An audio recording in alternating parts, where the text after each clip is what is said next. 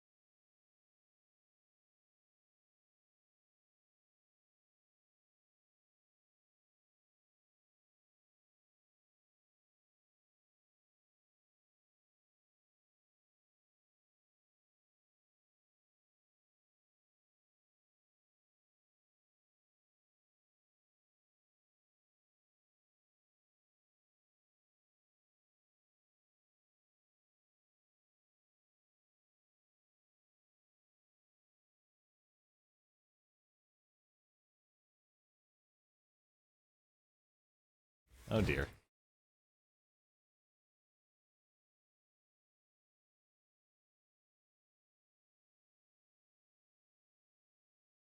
I think it's both. I guess OBS changed things in that define audio inputs. It's default now, so audio should be live now. Yes, I think we have audio now. Okay, apologies about that, guys.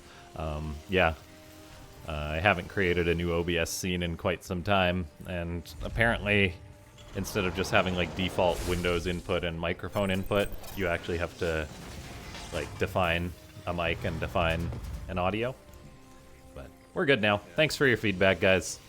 This is the first stream of many, so we're going to have more games today, which should flow smoother, and then of course more broadcasts every Saturday.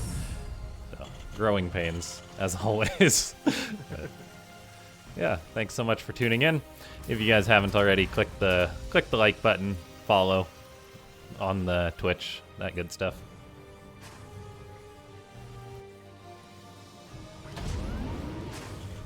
This map I've seen have some given bots a little bit of issues because there's like 2 paths to cross through the middle that are equally as short but very far away from each other. So sometimes when units start crossing the map, they like split. Yeah. Some go towards the south and some go towards the north, and sometimes that's beneficial because it's splitting up your army, and sometimes it's terrible. It can create some really interesting dynamics, that's for sure. Like, if you look at these 2 fourth bases as well, they're maybe like, I don't know, a foot away from each other. Yeah. So, like, particularly Tempest bots really like this kind of dead space there, and just natural pathing, they do fly over that. But here we go. GPT is moving out for its first big attack. And that's pretty big. Does he have stim researched at this point? No, GPT does not do stim with the 1 base build. Okay. Which I don't mind. I mean, combat shield upgrades much quicker, and with the bots it might even be more efficient because you don't have to do any decision making with when to throw on combat shield. Okay, here we go. Siege things here. This is not The bunker may die. No repair. Yeah, it's close actually. With the bunker down, that's starting to look more. Okay, so first attack failed, unfortunately, for GPT. Yeah, well, that's, I mean, he has another one ready to go. If it heads out soon, he might still be able to catch Antibot before he really builds up. Yeah. No bunker replacement being built either. And the siege tank is unsieged at the moment. So, Widowmine, that could do very nicely with its high splash damage to soften these units up. Another tank rolls out for Antibot. Again, will the tank siege or won't they? yeah, I mean, I'm sure they'll siege when they see the army, but sometimes that even makes it worse, because, like, by the time you siege up, maybe you get off 1 or 2 shots, and then you die. Oh. It all depends on how the fight goes. And this is another risk. Yeah. Yeah. Antibot looking to take a third. Going 3 base against a 1 basing opponent is risky. Are we going to have that split you talked about here? 3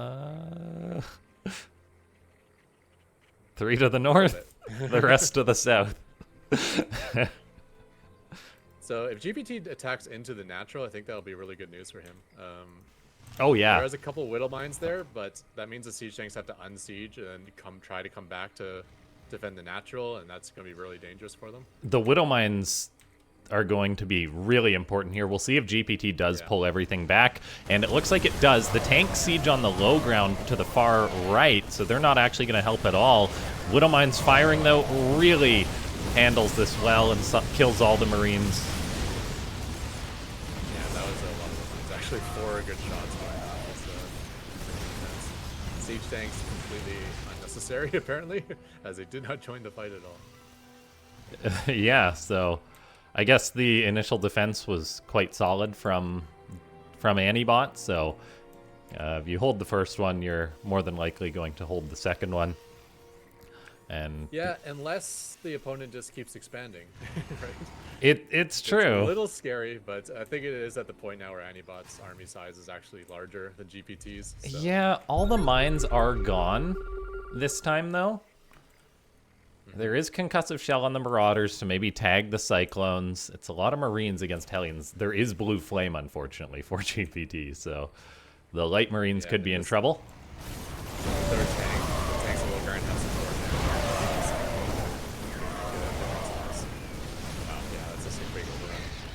collapsing from all sides.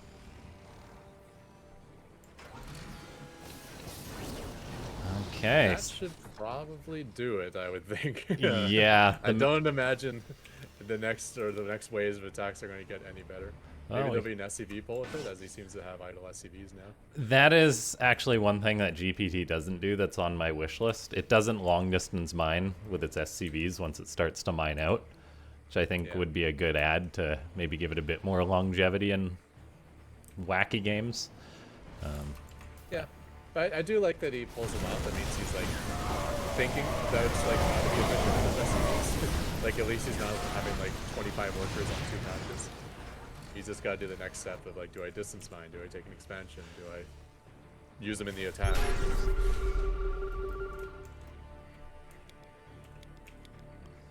So now the question is, when will Anibot actually make his own push? These poor Marines, they do not stand a chance. They give it their all though, but their all is not enough. Anibot, yeah, wants to wait till it hits 200 supply before potentially moving out.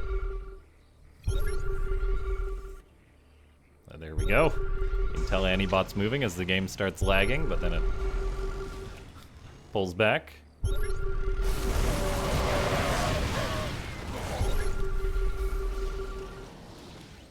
Apparently me and Kedrock are quite quiet on the stream. Is there any way of just turning that up slightly? Yeah, I will adjust that now. So, cranking both your audios. So they should be a fair bit louder. Come on, Anibot. Yeah. The greatest test is when you're speaking while siege tanks are firing. It's true. Siege tanks are the loudest thing in the game. The second place would be Micro Machines Bunker Mine. Yes. There's not much that outpaces that. Okay, Tanks are firing, so this is a test of my voice. I'll actually turn the game sound down a little bit. Okay, that should be a bit better, because honestly the game sound was loud for me too. Yeah. But no, I think that's a lot better now, thanks. Okay, so Anibot takes game number 1. Thanks for sticking with us through the technical glitches there, guys. You should be able to see us all now in our little simple setup, but as long as you can see the games, that's the important part. We don't really have a script or anything, but what did you think of that game, Crypt? No, it was good, and GPT done exactly what it says on the tin, and exactly what we came to expect from it. It was just throw lots of melee units into the mix, or not melee, but sort of like light units, Marines, Marauders, that kind of thing. And yeah, unfortunately, it didn't quite work through. But like, I think the first one was quite close, wasn't it? Because it almost got to the siege tank, but like it took out the bunker, and an extra few Marines there, and it might have broken through, which would have been an entirely different result. But once you've survived the first wave, it's downhill from there. I also noticed that the Marauders were shooting at Hellions. If the Marauders, which they only do half damage to, because half their damage is versus armored. So if the Marauders are focusing on the bunker from the start, or even better, if they're focusing on the siege tank from the start, I think that first fight might have been just slightly in GPT's favor instead of the other way. Yeah, definitely. Okay, so thanks so much, everyone, for tuning in today. Hope you're enjoying the games. And yeah, click that like button if you haven't already. If you want to get started programming your own bot, go to aiarena.net. There's lots of very awesome tutorials, that kind of thing. If you do want to support just the bot infrastructure, basically, go to the Patreon as well. That's linked in the description, as we wouldn't have these awesome bots without AI Arena. So we'll get ready for our next game here. It's going to be Wickedbot versus Eris, a TVZ, a great sort of underdog story. I think it could be, as Wickedbot is a rapidly improving Terran bot. Yeah, one of our newer bots on the ladder, and I was speaking to the author before, and he was saying that like he had a 1.76% chance of winning, and I ended up posting the meme of like, so you're saying there's a chance?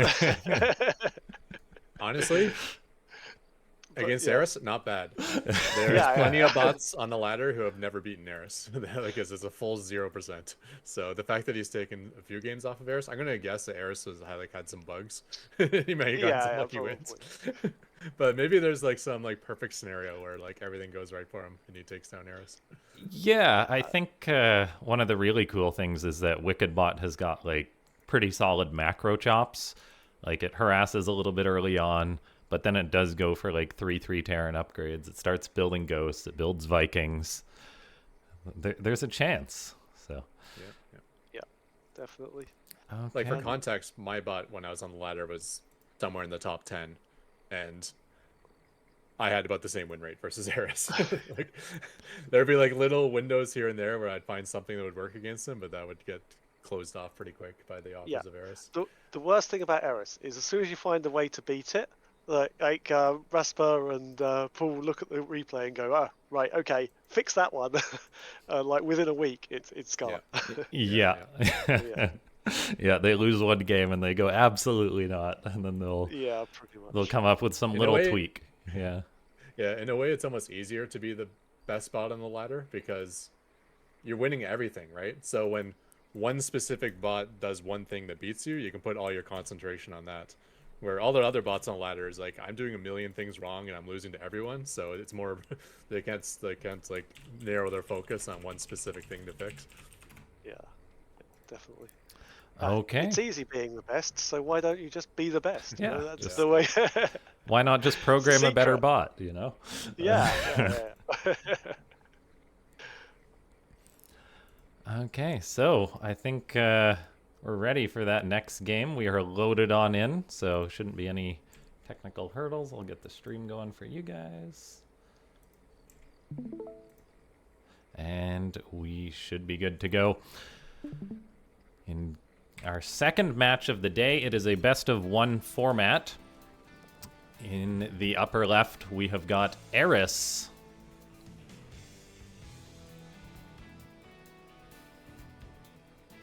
And in the bottom right, we have the blue Terran Wicked bot. Almost grab the bot part. It is funny how some authors choose to include like bot in the name of their bot, and some don't. If any bot should have done that, it's myself. Ketrock, yeah, yeah, really. I have Ketrock and my bot is named Ketrock. I was just staying on brand. It wouldn't be a problem if your bot didn't play exactly like you do. I actually thought Mass Raven wouldn't work in the bot meta, so it took another author to show that it was valid before I put it into my bot. It was I can't remember the name of the bot anymore, but yeah, there's another bot who went Mass Raven before me. I thought as soon as I throw down an auto turret, like bots would just like instantly walk out of range and wait for it to expire, and it would just make the Raven worthless. Yeah. So I never even tried it, but no, it does have some good usage. It can really mess with their pathing, right? Like throwing a turret into the mix, because some bots do try and retreat against them. Or Yeah, and I found if I slowly transition into Mass Raven, then you get enough energy where you can just like paste certain bases with auto turrets, and if you're auto turreting on the offense, you get like your structures can't run away, for instance. So yeah, we don't have a Mass Raven bot on the ladder at the minute, I think. So the spot's open. Okay, so Wickedbot is going for a slightly aggressive macro opening, in that it's going for a 2 Rax Reaper build. It's a bit more of a commitment, but the hope is to slow down the opponent. It'll be interesting to see how Eris handles this, because the Zerg bot does cancel its third against some aggressive builds. I'm not sure if a few Reapers will be enough to prompt that. and at the moment the Reapers are more on the defensive scouting side, but we'll see. Maybe he joins up, he'll go across the map. Actually, looks like he's going right now. And this could work. I mean, with this triple hatchery opener, I mean, even with the speed buy and everything, Eris is kind of behind on tech because of that. So he's just going to have a handful of lings and the initial queens for defense. And seeing, depending on how these Reapers are microed, he should be able to kill almost all these lings, especially when they're off creep.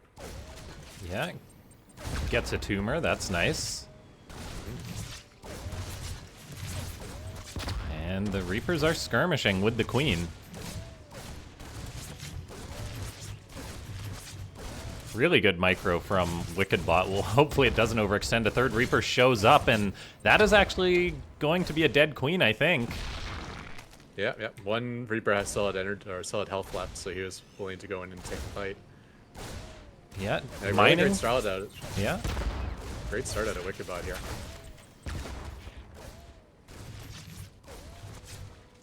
Yeah. It's really hard to miss your grenades when you're shooting it off creep queens. That's really... It's true. There's not much they can do about that. The Reapers do get another creep tumor. That's really, really nice, as creep spread is just, like, that's a huge delay. More so than if it was versus, like, a human pro player or someone, because Eris just automatically does the creep spread. So getting 2 tumors back-to-back is phenomenal. The Lings are being whittled down as well. This might force the Zerg to cut more drones, as some of them do try and pad towards that natural. The question is, will these Reapers just die as soon as speed is done? Speed is done, so they are trying to get on top of the Reapers, but there's not quite the numbers the Zerg needs. Yeah. And an important note here is that these Reapers are not trying to win the game. You notice, like, there's 3 Reapers and never another one joined in, so he's been macroing at home. He's got a full 2 base economy as a Terran. Meanwhile, he's killing off all these Lings, and these Lings are, you know, potential drones that don't exist because he keep making Lings. So economically, I think Wickedbot is in a fine position against Eris here. Yeah, this is a really smart opening. Eris also is just building queens and drones. All the Lings are dead pretty much. So the bullying continues way longer than I expected with these Reapers. That is the first drone kill as well, as the Reapers are kind of separating these bases. There is enough queens that Eris is in no real danger. An attempt at a 4th base could potentially be disrupted. No, the Reapers are determined to keep pushing the front. Yeah, one queen looks like it's ready to pop. I mean, all the queen energy is gone as well. These Reapers are so low, but the micro has been on point. Like, usually there'll be like a unit bumps another and a Reaper on low HP will get killed. Yeah. So far that hasn't happened. Yeah, the one way I could see a Reaper dying is if he bumps a queen on top of his his low hit point Reaper. Because he's done that a couple times. Yeah, And almost lost the Reaper. it definitely does happen at times. We've got drones forced underground right now. That's further denied mining time. Wickedbot does have its 3rd base on location. It's got a high marine count as well to follow up with an attack. It's got 2 medivacs building as we take a look at the Terran's main. It's got 3 racks with a 4th going up, the 3rd happily mining, and Eris's drone count isn't too out of control yet. Yeah, and these Reapers are actually killing the burrowed drones too. You got one with a grenade without on an already burrowed drone, and then he also scanned and took out another drone with a scan. Which I'm not sure if that's worth the scan or not, but you know, Morally, it's worth it Yeah. for the morale boost of killing a drone. There are roaches out now, and they could definitely trap these. Yeah, Reapers. this is where the pathing can't really do too much. So But my god, the value on those 3 Reapers. Yeah. They're probably like over to the double-digit kills for all 3 of them. this is such a smart opening from Wickedbot's author. Like, just the small commitment to get big value is exactly what you want when it comes to picking a build. Now, that's the easy part of the game, I guess, because now it is in a bit of a macro situation with Eris. There will be pressure for the Blue Terran to get something done. We see Eris is Ling leashing. Yeah. Just leashing all the units. I'm pretty sure all the bios meant to be with these medivacs right now. Instead, they were pulled away from that, so Wickedbot's going for it with 2 Marines and 2 medivacs. Wow. Pickup micro as well. Yeah, This is a complex bot. Yeah. Oh yeah, Wickedbot, it started out pretty derpy with the medivacs, but the author's done a lot of work that it's now pretty rarely looks wrong the way that it micros. It's pretty on point with the medivacs these days. We've got a pretty sizable Terran army moving out. Eris, though, is going for some Ling harassment, just running right on by. And Wickedbot doesn't have a wall at its natural, so the Lings may be able to get in. The Terran is actually going for an attack, though. Eris is off of creep with its queens, so there'll be no transfuse from them. Wickedbot, it's getting pulled back. I'm guessing that's due to the Ling presence, that it's natural. It's got enough bio, though, to respond to this. But there we go. It does decide it's time to retreat, picks up some of its units, leaves the rest.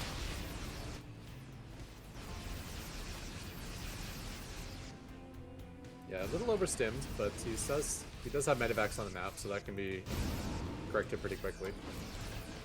Yeah, Wickedbot with 6 medivacs, so it should be able to heal these units up. It's actually planning on going for a drop. Yeah, Loading up. Or maybe just some fancy medevac micro that a bot can do, but a human can't. It's true. There is a lot of potential. It does like to shuttle its units with the medivacs. Yeah. The only problem with doing that with bio is if they're inside the medevac, they're not being repaired. Yeah, this is where it gets a little bit strange with the constant loading, unloading. It's maybe costing fire time on these units as they do kite back.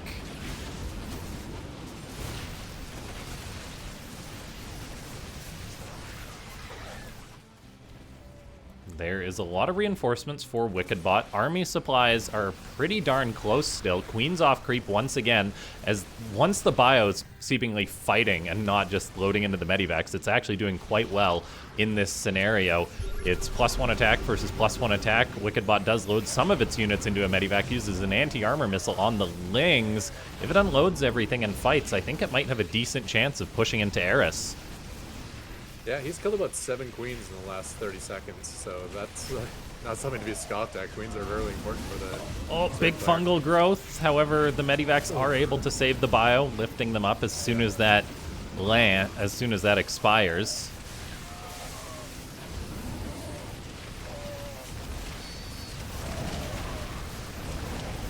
It is interesting, like when you're picking up units like this, how concentrated your medevac repair gets. So yeah. basically means everything that's on the field is getting actively repaired because you got like 8 units out and 8 medevacs. Okay, we get another fungal from Eris. Huge. Yeah, but the fungal is not that important when you got this many medevacs. It's really true. Yeah, there is a lot of healing through being done. Wickedbot's being harassed a little bit. It is transitioning into ghosts behind this. We do have a fusion, or pardon me, not a fusion core. We have got, yeah, we do actually have a fusion core, which I assume must be for Liberator range, as I don't think it tends to build battle cruisers. Okay. I play so little bio that I've actually unhotkeyed the hotkey to build medevacs, but does medevacs still have a fusion core upgrade? I want to say it's gone now. Like, I think...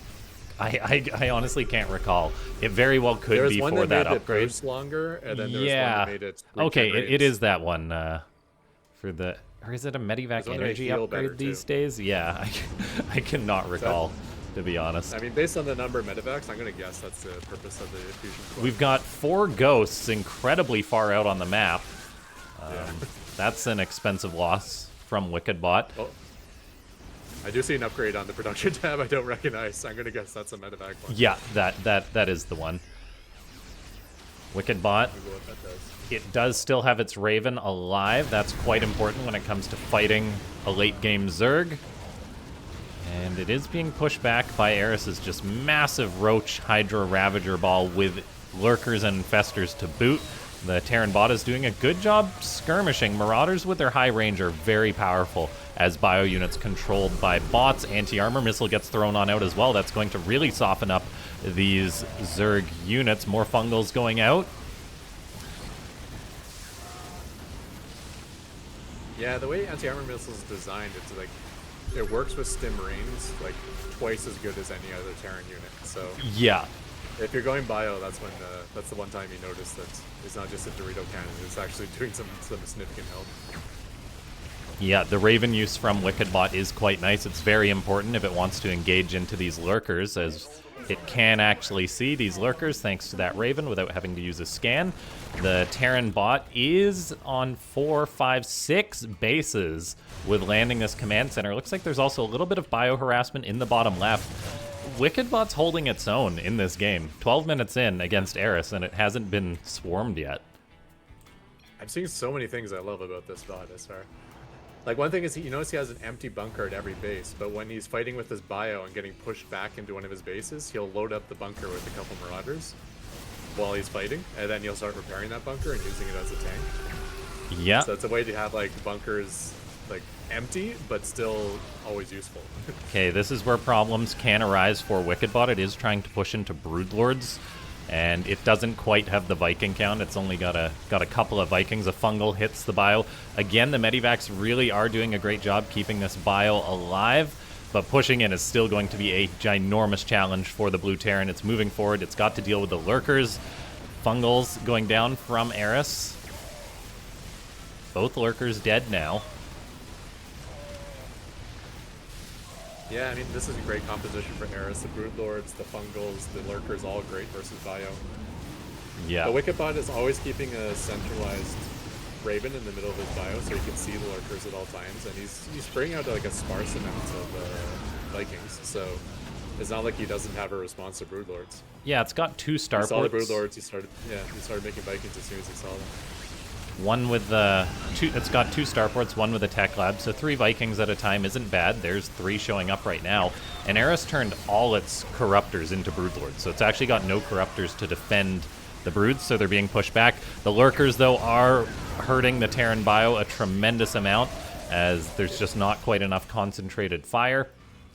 The Terran might be better off just pulling back and building up for a moment, as skirmishing with lower supply than your opponent really leads to poor trades.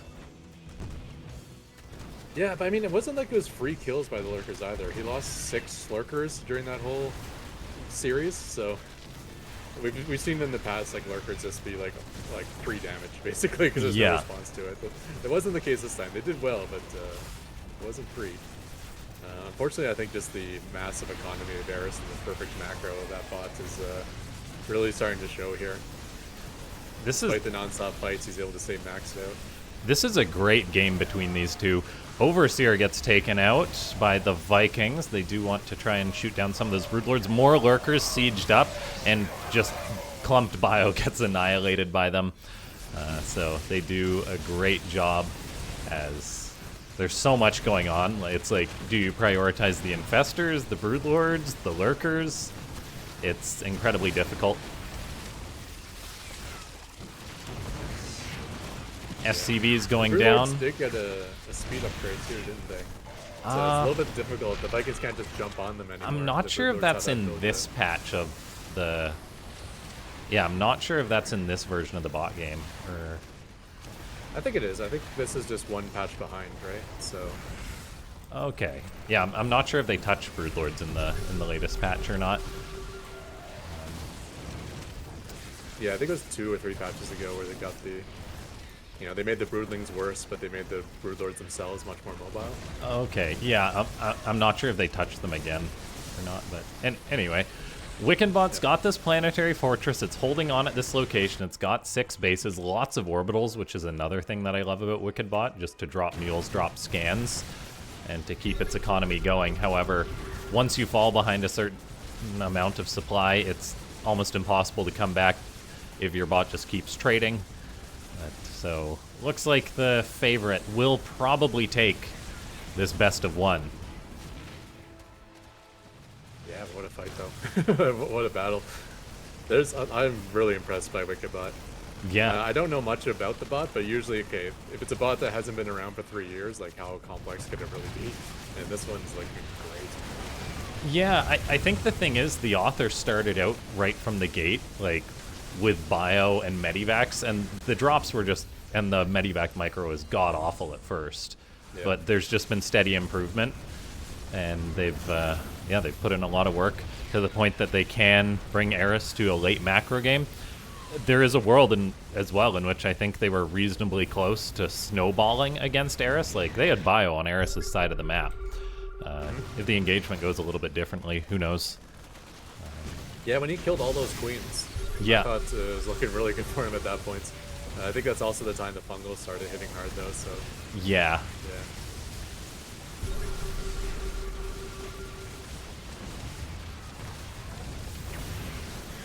Oh, parasitic bomb. Goodbye, all medivacs. Just lost all 8 medivacs to 1 parasitic. Yeah, really impressive. I'm on the fence with the pickup drop micro during the fights. I honestly can't tell if it's good or bad. I can't I don't either. know well enough. There's definitely times which it looks bad, but then again, yeah, it's difficult to see the good that it's doing. There may be assuming he's picking up units that are just about to die. I think it works as kind of like the bot decides either to fight or retreat, and when it decides to retreat, it like loads everything up that it can. Yeah, like it's certainly lower than the DPS, but it does seem to have some advantages to doing that too. So Yeah, it's. But yeah, there were a couple times like, man, just unload everything and go. It's like, I think you're gonna overwhelm him definitely, right yeah. If it had done that, I think it had the army to potentially kill Eris. Yeah. But, I mean, I don't think I've ever seen like a round one game versus Eris where it's not hasn't been Eris just like completely raffle stomping. Oh yeah. For the lowest qualifying bot is, and yeah, not the case here. Yeah, this had to be seed. This had to be like seed 1 or 2 versus probably seed 2 versus 15 or something like that. So, really great match with that considered. Yeah, Wickerbot was 15th seed on the ladder against Eris number 2. And I'll tell you what, for a bot with a 1.45% chance of winning, that was a hell of a fight. I'm gonna guess his ghost micro is probably less developed than the rest of his bio, so there's probably a lot of improvement he could do there as well. Yeah, well, like the you know, ghosts are expensive and you can't just run them out like Marines as he was kind of doing, but if you kind of preserve them like how he does with his medevac, keeping them back and using those snipes when you can, like oh god. Yeah, you could probably find a lot of value with the ghosts too in the late game. The 3 Reapers at the start that took out a Queen and God knows how many Lings, that was just crazy. That Reaper. Oh yeah, micro I forgot about it's There's such a long game. I forgot about the Reapers. Yeah. The Reaper micro was so impressive. Like I think without that, Eris would have just been able to run across the map and stomp. But no, I mean they were there for so long and they just got well, they got the Queen. I almost got a second Queen. I think if they got the second Queen, then that's a very interesting game. But yeah. Yeah. And if the author of Wikibot ever wants to make like a snipe build, I would highly suggest going all in on that Reaper stuff. Because I bet it would catch lots off guard. The Reaper micro is like spot on great, and you know, if that 3 Reapers grew into like 15 Reapers, I don't know if Eris would ever have it. Yeah, that's going to be tough. But, oh no, it's good to see Eris progress. But there are going to be a lot of bots in this bracket now that are going to be scared of Wikibot. Yeah. Oh, good. Not a good bot to pick up in the 0-1 bracket. Whoever ends up there. Yeah, that was a great match, and the awesome thing is that was only our second game of the day. We've got another 6 to go, which is, and they're all great matchups.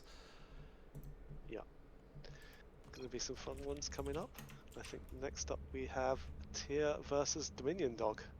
Yeah. Which is going to be Seed 7 versus Seed 10, I think. Yeah. So, I know Fidelino kind of came back to this scene a couple months ago to prep his bot for pro bots, so he at least like upgraded his bot to like work on the newest patch. And, yeah. He might have. I'm not sure what he's done in new features, but like at least he's not a dead bot. We'll put it that way. He's not completely inactive. They did some bug always, fixes, like, and that was nice to see. So Tyr has been around in the scene almost as long as I have. So yeah. I think he was years before I joined the scene. Actually, Tyr is probably, if we're going to talk about Starcraft bots, he's probably been around longer than anyone because he would made a Brood War bot way back in the day. There's a It was actually one of the original. Snail, I think, which is SC Nail. Yeah. And there's a Brood War botting scene that's been around for much longer than us. Yeah, no, that's been around since kind of like early 2000s, I think. So yeah. And I think the C++ framework for us is actually like shared components between StarCraft 1 and StarCraft 2. It's like the same framework for both. I don't know how that works, but some of it was based off the original Brood War framework that was BW API, I think. And Tier actually made a bot for that, which I used some parts of looking at when I made my first bot on the ladder, which was like, again, 2017, I think was the original one. I was actually looking through it like the other day to see exactly how old we were, and I think it was something like August 2017 when we first set up the Discord, and then like about a month later we had the first competition. So Oh, nice. yeah, yeah. God damn it, I'm an old git. I'm sorry. It's okay. There was an old competition in Yeah. one of those Nordic countries way back in the day. I think Tier was part of that too. That had like a serious prize pool, like thousands of Yes. dollars, maybe even tens of thousands. And So that was where we it's kind got. of like, you know how you say today, like any Diamond League player would have won the first GSL because players are so bad back then. It's the same thing now. Any bot on AI Arena would have won the grand prize in that tournament way back when. So I believe that was where Impy came from, who makes Sharpened Edge and the Sharpie framework, who's actually coming up later in the show. And I think Impy first started with that Nordic competition, which was Yeah. really good. So, Yeah, like when I first joined the AI Arena scene, I'm like, why is like 95% of the bot authors European? I think that's why. I think a lot of them, that competition was big news. It drew in a lot of developers, and some of them stuck with the scene. yeah, no, definitely. A lot of Okay. Nordic developers. We all set for next match? Yeah, we're ready to jump on in. Ladies and Yeah. gentlemen, if you haven't already, click like on the stream, follow Starcraft 2 AI on Twitch, and yeah, check out AI Arena if you want to support it. Check out the Patreon, it's all linked below. And we should be ready. I'll just pull that up now.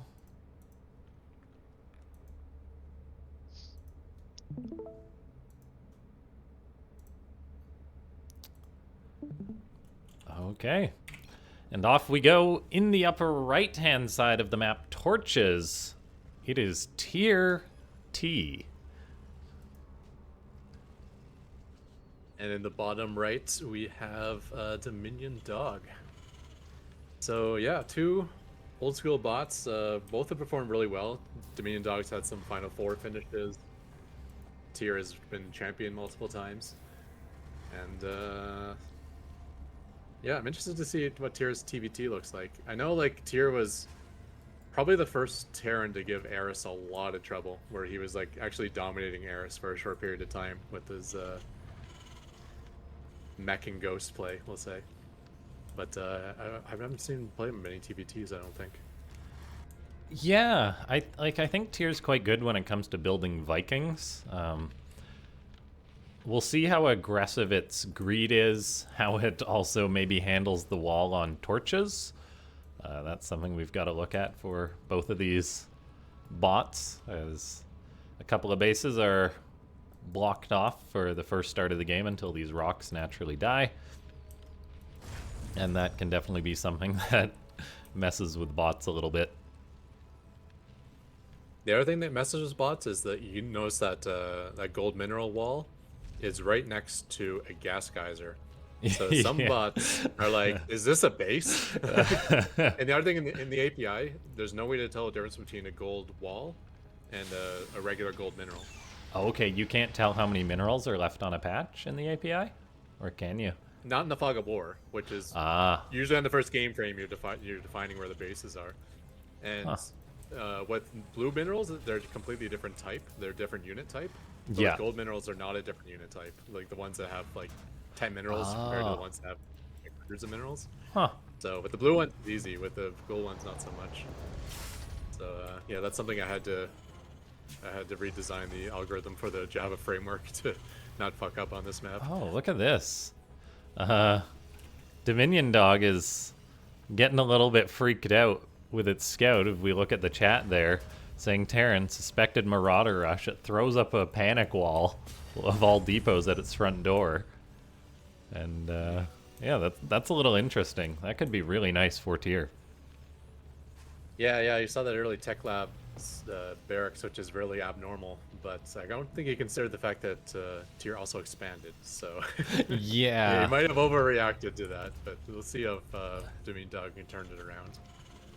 Yeah, as long as it has some sort of check or something to be like, hey, the rush is over, then it Yeah. should hopefully be fine. It does have 400 minerals in the bank, so we may see a command center. Hopefully we see a command center, because floating more than 400 minerals in Starcraft is never a good thing. Yeah, well, he's got some production just starting to finish up now, so that might help spend through it.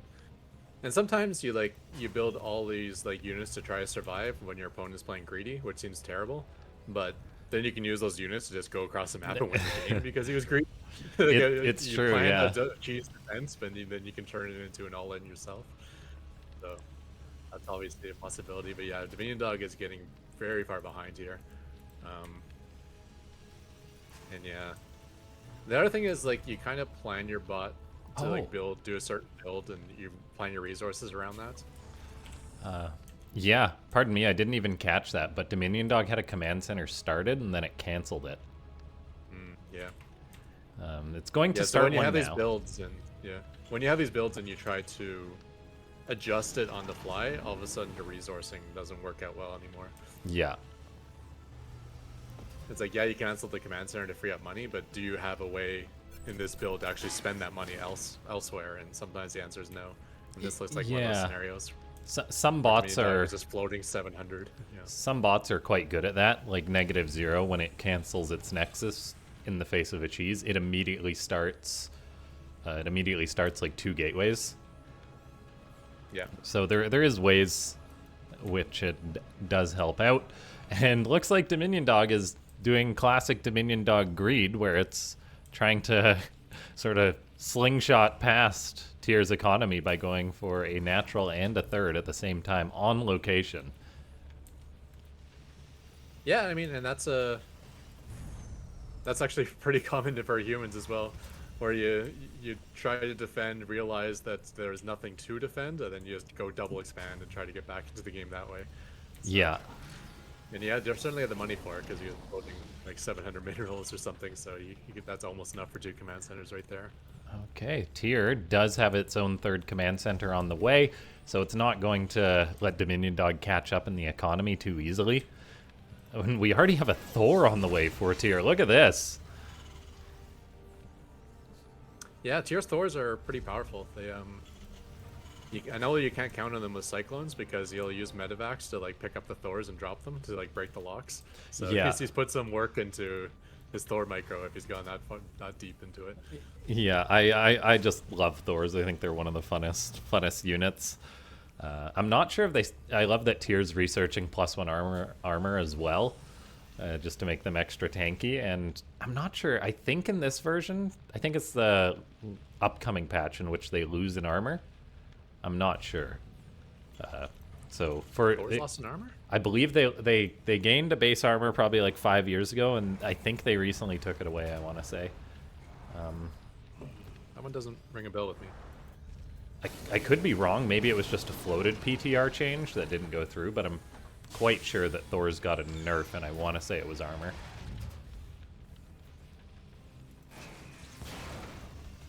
Let me do a quick look up here. If you can find it, I'll be happy to know that I'm not crazy, but No changes to the Thor since 4.11, which is actually the same patch that they stopped updating the bot API. Back when Okay. infested Terrans were removed from the game was the last time Thor was changed. is that Wikipedia Yeah. or? That's Liquipedia. Yeah. Okay, it might not be accurate because, but maybe it might have been Yeah, floated no, in a I PTR. think I or would have something. noticed as a Terran player. I probably would have noticed if the Yeah. Thor changed. Okay. I like that the Vikings cheaper now. Yeah. That's actually noticeable. I didn't think it would be like what's 25 minerals, but all of a sudden I'm noticing in all my games. So it's Vikings are like it. probably the unit that has been buffed the most, right? Since Wings of Liberty. Like, they used to be so slow at everything, and now they're just like, they turn way quicker, they have more HP, they're better versus mechanical, they can benefit from smart servos. I think they're probably like the most buffed unit, if I had to say. yeah, it's a weird unit to balance because like it has all this range. So they made them made of paper. So like, okay, if they're made of paper, they're too weak, so we gotta give them some extra buffs, but if you give it extra buffs and it has that huge range, then all of a sudden it's like, okay, is that too much? It's like they're either worthless or invulnerable. It's basically the situation for Vikings. Cyclones are kind of the same thing. Where like, yeah, if they're able to kite from range, then they're invulnerable. Okay, Dominion Dog's actually getting aggressive. I didn't really expect this. However, it's moving out. It's kind of going into a mass air composition with lots of starports. So building Banshees, Vikings. It's even got a couple of Ravens in the mix. Tyr, meanwhile, is going for a Mass Thor bio, and honestly, Mass Thor is probably one of the better things you can go against Banshees due to their high range, right? You're the expert when it comes to this. So. Thors, as annoying as Tempests are towards ground units, Thors have the same issue for bots versus air units because Thors can shoot further than you can see. So as soon as you see a Thor, you're already getting shot by it. And yeah, in high impact mode, that shot is a significant amount of damage, even if you just take one hit from it. Okay, and there we have it. Tyr with its tank sieged up, Marines buffering as the Thors do get lots of shots. The kind of one saving grace for Dominion Dog is that Tyr did go for the armor first, so they're not dealing maybe as much damage as they could, but that +1 attack is on the way. We're also getting +3 armor on the way for the Thors already. Dominion Dog has no upgrades yet, so those Thors are going to be just so beefy. Yeah. And like a nice like pre-sieged up position for Tyr on a map like this, that's where it's vertical spawns. They're almost certainly going to always attack up that lane, and every time Dominion Dog walks up there, he's just like instantly loses all of his cheap bio units. Yeah, Dominion Dog getting so aggressive at this point is probably not ideal. Like the mass Banshee style works the best when you've got like 6+ spaces, because then you can just spam Banshees for days, and they're so quick, so they can just get across the map fast. But Dominion Dog not quite at that level of production, and Tyr's actually getting an economic lead as it does take this 5th base. Yeah, 4th base only now getting set up by Dominion Dog, so he's had a good lead for, well, I'd say for the entirety of the game. Getting into mind his 2nd base so much sooner than much earlier 4th, and now much earlier 5th. Dominion Dog does have 1-1 on the way, finally. Yeah, for his air? Yeah, that makes sense. It's going to try again. Scan for Tyr instantly goes down when those Banshees show up. Cloak Vikings taking on the Vikings, but then there's just so many Thors on the ground. The Marines are getting lots of shots. The Banshees trade out versus Marines, but that is never going to be a good trade for the Banshee player, really. Yeah, I mean, if the Thors were in the other mode, then that would be absolute death for the Banshees. Because they get splash damage and bonus to light. But in high impact mode, I would suspect Banshees might beat Thors dollar for dollar. That would, yeah, that would be interesting to know. Because what, it's like 2 Banshees per Thor?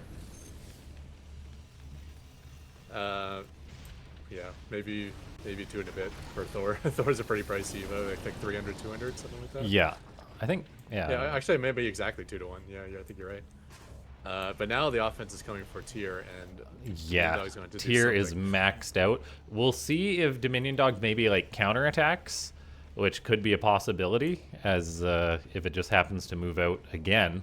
We have Dominion Dog building its own Thors now, but it is definitely going to be out-Thored. It will lose its exterior bases first, so interesting attack path by Tyr. But we do actually have that counterattack going down. Yeah, more than enough Vikings, so you're not going to be able to defend that as Tyr. Tyr looks like he's attacking another base, or... Yeah, he's staying on the offense. This is going to be a big base trade. Tank going down to 1-4. Okay, scans to kill the Banshees. That also is a factor. There's no Ravens for Tyr, and it does have a limited number of scans. It's a high number of scans with 6 orbitals, but it is a limited number, so 1 Banshee getting free damage. Yeah, and as the space trade goes on, the number of orbitals may be dropping.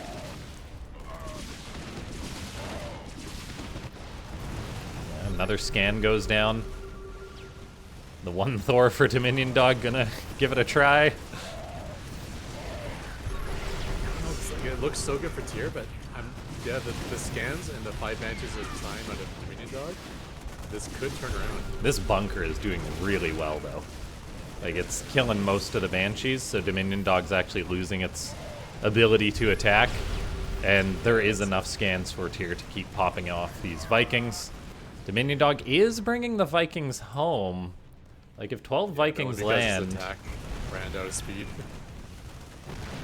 Another Cloaked Banshee gonna try. Instant scan, that's the power of bots. As soon as they see a cloaked unit in range, they can pop that scan. And so they're just getting destroyed. Yeah, if the offense didn't fall apart for Dominion Dog, let's say he took out the 3rd and the natural, so it's like 2 less orbitals existing. And then maybe like you'll get to the point where tier runs out of scans on offense. Yeah, it's just hard to play the mass Banshee style when you're behind economically, and Dominion Dog was behind from the start, so. Dominion Dog's Banshees are also much more aggressive, we'll say, than mine. Like mine, if a Banshee's in a scan, I'll pull it back. Whereas Dominion Dog will like fight to the death.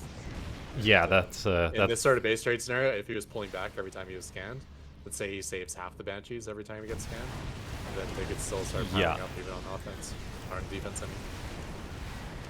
Yeah, very good game by tier. Great composition. This Mass Thor thing is, it's actually pretty strong in TBT, surprisingly. Yeah, especially versus mech. Yeah, I really do enjoy watching the Mass Thor play.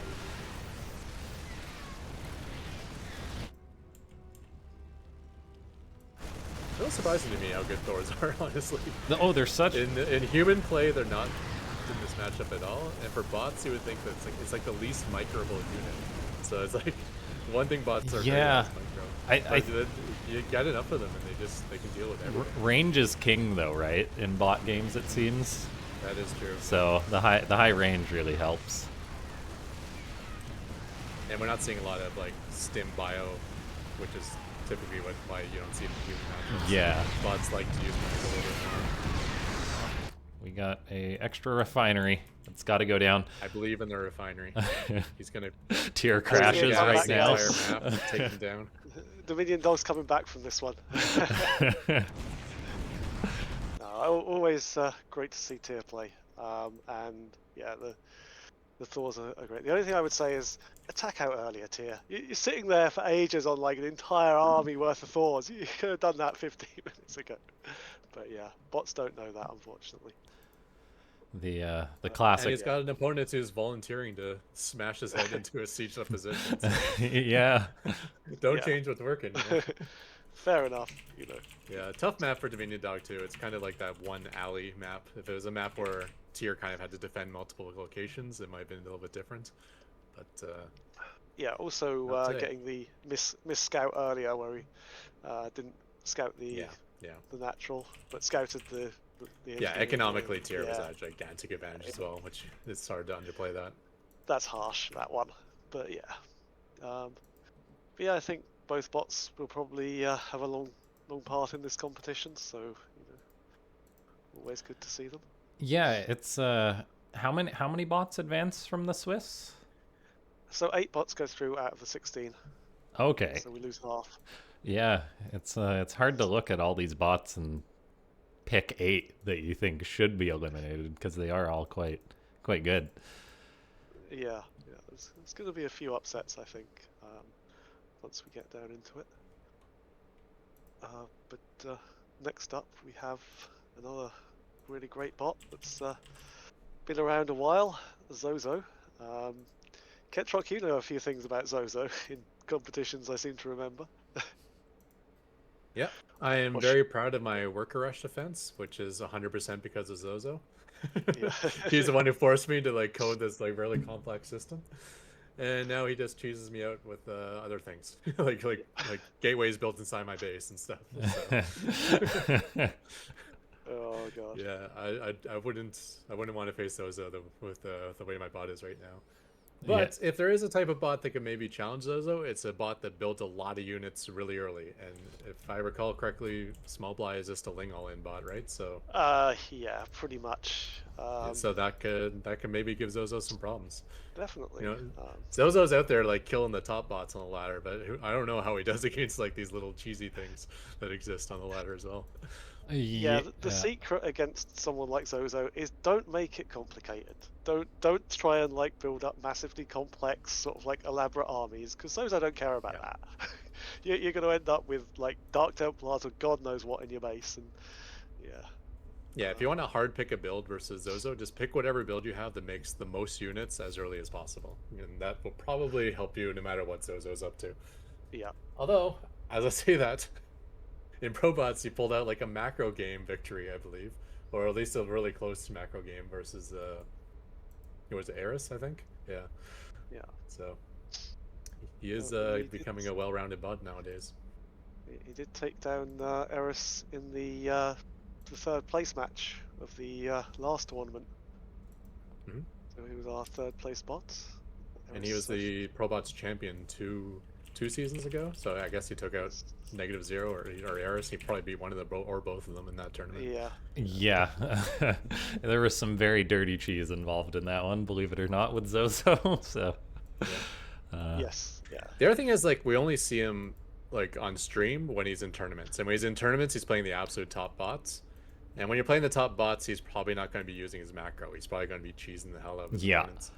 Yeah. But I think his macro is actually like good enough to beat like of the 70 bots on the ladder. It's probably good enough to beat the majority of them. So it's not like his macro is bad. It's just that it's not at the level of, the top 3 bots on the ladder. If you're playing an Eris or -0, you got to come up with the definitely the crazy cheese shenanigans, and no one cheeses better than Zozo. No. That certainly is the truth. So we'll see whether Zozo's the cheeser or the one to be cheesed in this next match. As if anyone can out-cheese Zozo, it is Small Bly.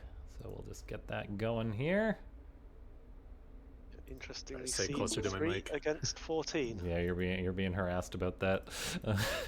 I can up the gain a little bit too. Okay, that might help some. Okay, yeah, thanks for the feedback on the audio, guys. It's a constantly evolving battle. So, yes, we are ready for that next game. Make sure to click the like button if you guys haven't already, and subscribe to the channel, subscribe to the Twitch, and yes, let's go. Here on Pylon, in the upper left, it is Zozo. And spawning down in the bottom right, we have the blue Zerg Small Bly.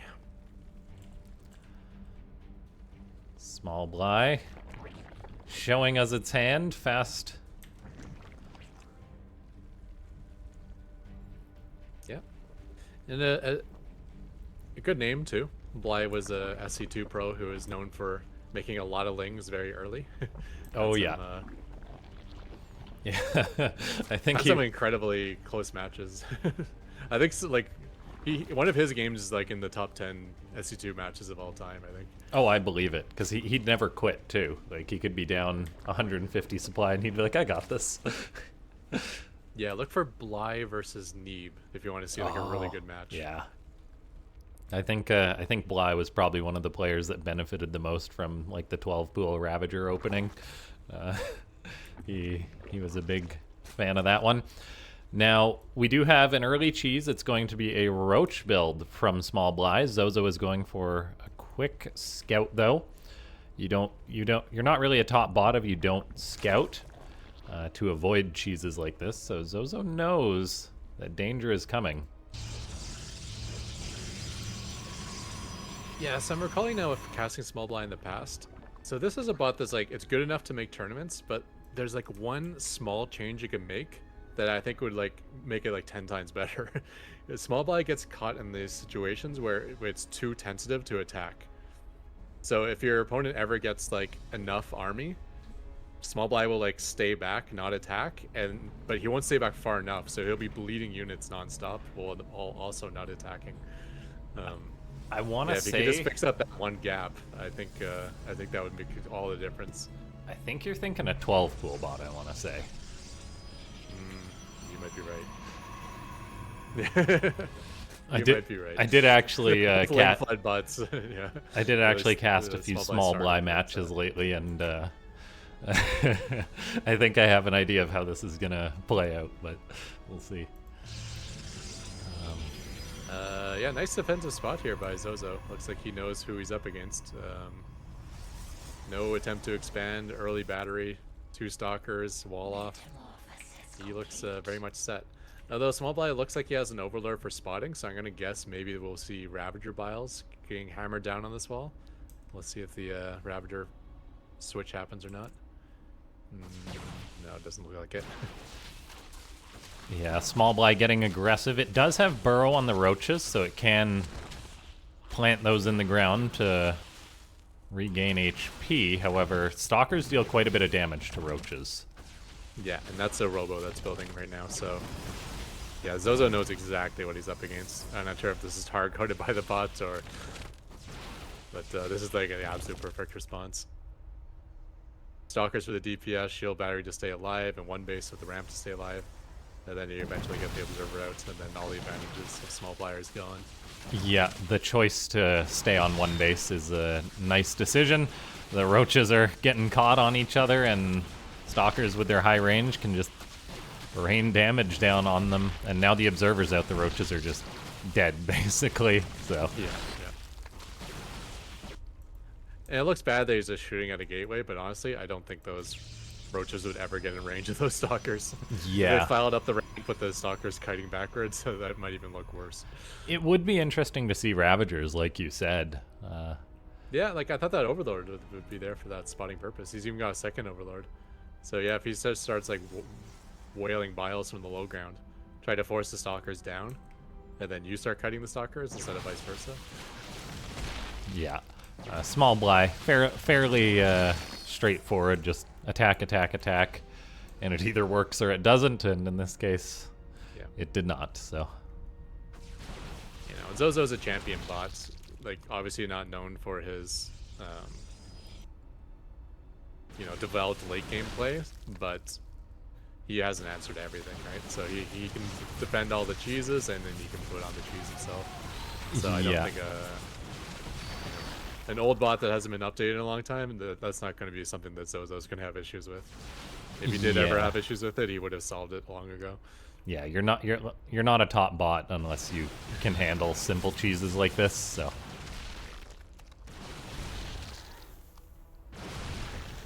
The question is, when will the game end? When does he decide to go? Zozo needs 200 supply and 4 bases first. We'll see. Zozo's usually pretty good about attacking.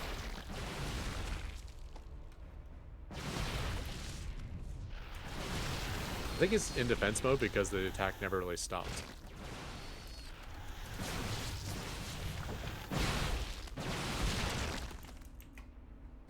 It's random queens walking all the way across the map.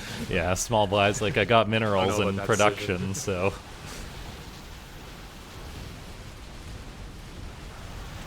But the minerals can make more workers, the workers could take a second gas, and then that could all equate to more roaches. Which I think would be better than a queen walking across the map. Maybe back in the days where you can transfuse off creep, that'd be okay. Okay. Yeah, well done by Zozo. Showing Nice his move for dominance. Zozo there. Yeah. Small Bly will probably have easier games later in the tournament. But yeah, it's difficult to see a path for him with that roach play. So.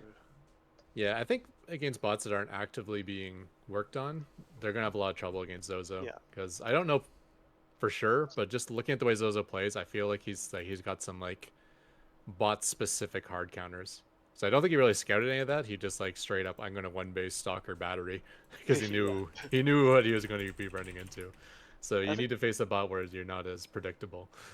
Yeah, I think Small Bly has been updated recently. I don't know what the updates were or how significant they were, but yeah, it's not been updated enough, obviously. And, Yeah, I think it's a pretty new bot. Newish, anyway. No, Small Bly's been around for a long time, but it doesn't always qualify for the tournaments and hasn't really been threatening the top bots. So so I can Yeah, find might have out been off for you. ladder for a few seasons too. Yeah, yeah, because it's like been a authors need to be active enough to actually put their bot on the ladder. yeah. So, yeah. Just The checking. page is not loading right now, but Yeah, so originally created in 24th of August 2021, oh and wow. last updated in September last year. So it's been a while since it was updated, but still fairly active. So, Okay. So our But it's next definitely a Ling flood bot, so it does have at least two strategies. So yeah, definitely. That's good. yeah, all I've seen as of late from it is the roach stuff. So who knows? Maybe it should go back to flooding lings. yeah, but I mean, you're Yeah. still facing a wall of battery. Yeah, Two stalkers when you're there's so it's still gonna be Yes. tough. there's It depends there's if no the winning. yeah. Well, I mean, some bots don't keep their stalkers in the wall. Their stalkers is always kite backwards, and if that's the case, Mhm. then the flood will get in. So it all depends how well Zozo's microed on his stalker walls. Yeah. All right. Well, our next matchup is going to be a pretty exciting one. Yeah, I'm looking forward to this one. Benbot BC up against Kaninana. Interestingly enough, Benbot BC is seeded 5, Kaninana seeded 12th. For the last tournament, that was reversed. They also Oh. faced each other in the first round, but Kaninana was the higher seed. I think he was 6. I think it was 6 versus 11 last time. So yes. Yeah, I think the development on Kainana slowed or stopped. Yeah, For a while, he definitely. was like pushing up on Eris, like in fact, even surpassing Eris in certain aspects of his gameplay. Like his late game was much stronger.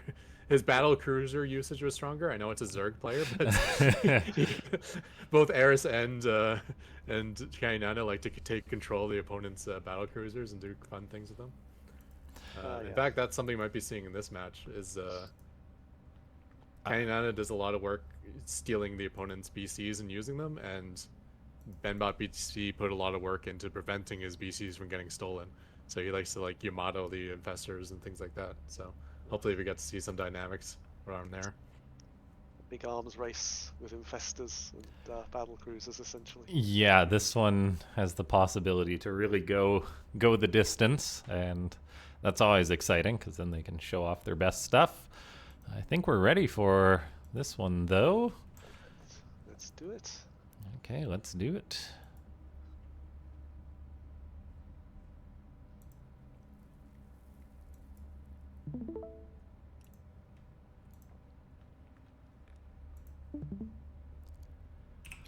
Okay, in the upper right-hand side of torches, it is Benbot BC, version 5.2. Yeah, and spawning down in the vertical spawn in the bottom right, so we have the Blue Zerg Kaninana. So Benbot is one of those bots that if you see it play from like compare like 1 month to the next month, you'll not be able to notice the difference, but at the same time, it's never been an inactive author. So the changes are like slow but steady, and his bot just keeps getting stronger and stronger and stronger. To the point now where I think Benbot BC is probably the best Terran bot that exists. I think he's so. surpassed Micro Machine. I think he's surpassed my bots. He's probably better than TRT. I mean, I don't know if this agree, is yeah. for sure, but yeah, always worked on, always getting better. So he's gotten to the point where it's like, yeah, he's like middle of the road, qualifying bots, and now he's like a serious threat to possibly win the whole thing. I mean, Eris and negative zeros and Zozo, I guess, are probably on another level, but anyone else should be super scared of Benbot PC. Yeah, it's a very, very good Terran bot. And we do have what I'm guessing is a bunker. So yeah, bunker opening from Benbot, rushing Kaninana with a drone pull response. Yeah, Overlord did have a spotter on it, which is nice. Okay. I don't know what that... They're scared of the bunker for a second there. Yeah, I'm not sure if the drones in this situation are losing attacks or not, but they do take care of that bunker quite quickly. The SCV for Benbot then chooses violence and starts attacking some of the drones. I'm not sure I've ever seen that before.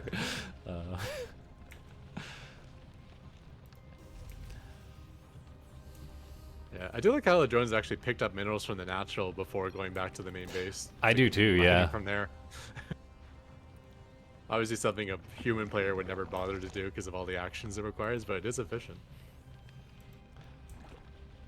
Second SCV actually on the way. I wonder if he's going to try to attempt this one more time. Creep might be blocking by the time he gets there, though. We'll have to see. Yeah, sometimes it likes them on the low ground too, just to contain. So that could very that's good well, as well. be the move. Is And- Benbot mining out his mineral wall? Did I see that correctly? Yeah, you did. Oh, interesting.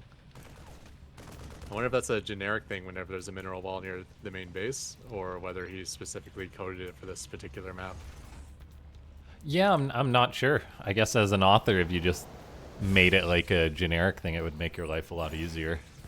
If there's future maps Yeah, that are unless like this. like you're opening a back door for Zerg. It's On true. certain maps you don't want to open that door. Yeah. On certain maps you need to do it though to like make an expansion base available. Well, it is interesting how such a turtle bot like Benbot is electing to open this wall up so early on. It's like, now what's it going to do? Build another wall or something like that? Yeah. It's like this Ling is having free reign. Yeah, getting a good view on everything, but we do have that bunker contained, as you said, so a third base for Canyon is not going to be a simple task. No, has the Zergbot seen this? No, it has not. So Kananana has no idea about this contain until now, and a drone gets taken out. Now, will he send another drone? That's will the it be question. the cycle of death? Most top bots don't do that anymore, but Yeah. it still can cause problems. And yeah, Kananana, no, it's making roaches probably to try and break this.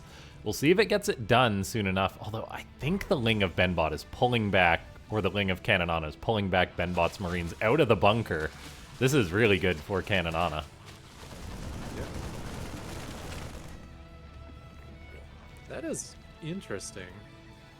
He seemed to know when the bunker was empty and when it wasn't. I know that information is on the API, so I wonder what logic he used to make that decision. Yeah, I don't know. Maybe it was just like the Marines coming back that changed the math or something. Kananana trying to break this once more. Benbot has a tank rolling up now. So this got a lot harder to break. A scan goes down. The roaches don't actually unburrow, despite being revealed. And so that's 4 dead. The one Ling's still causing problems in the main, though. How many kills You know does what? that thing I don't have? think Canyon knew that he was scanned. No. Because you need to be able to see the center point of the scan, and roaches Oh, don't do have you? much vision. Oh, I never knew that.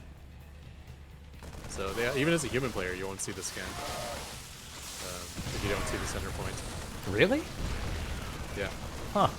So if your roaches are taking damage, you could assume that you're detected, but if it's Okay. splash damage, then that would be a wrong decision. So. Yeah, I But guess he was I'm... able to break through finally, and very well done.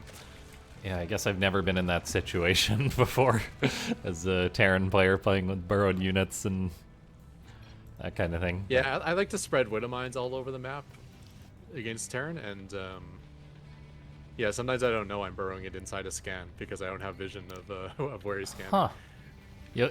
That's the cool thing about StarCraft. You learn something new every day. Now, Benbot does have a third base going up.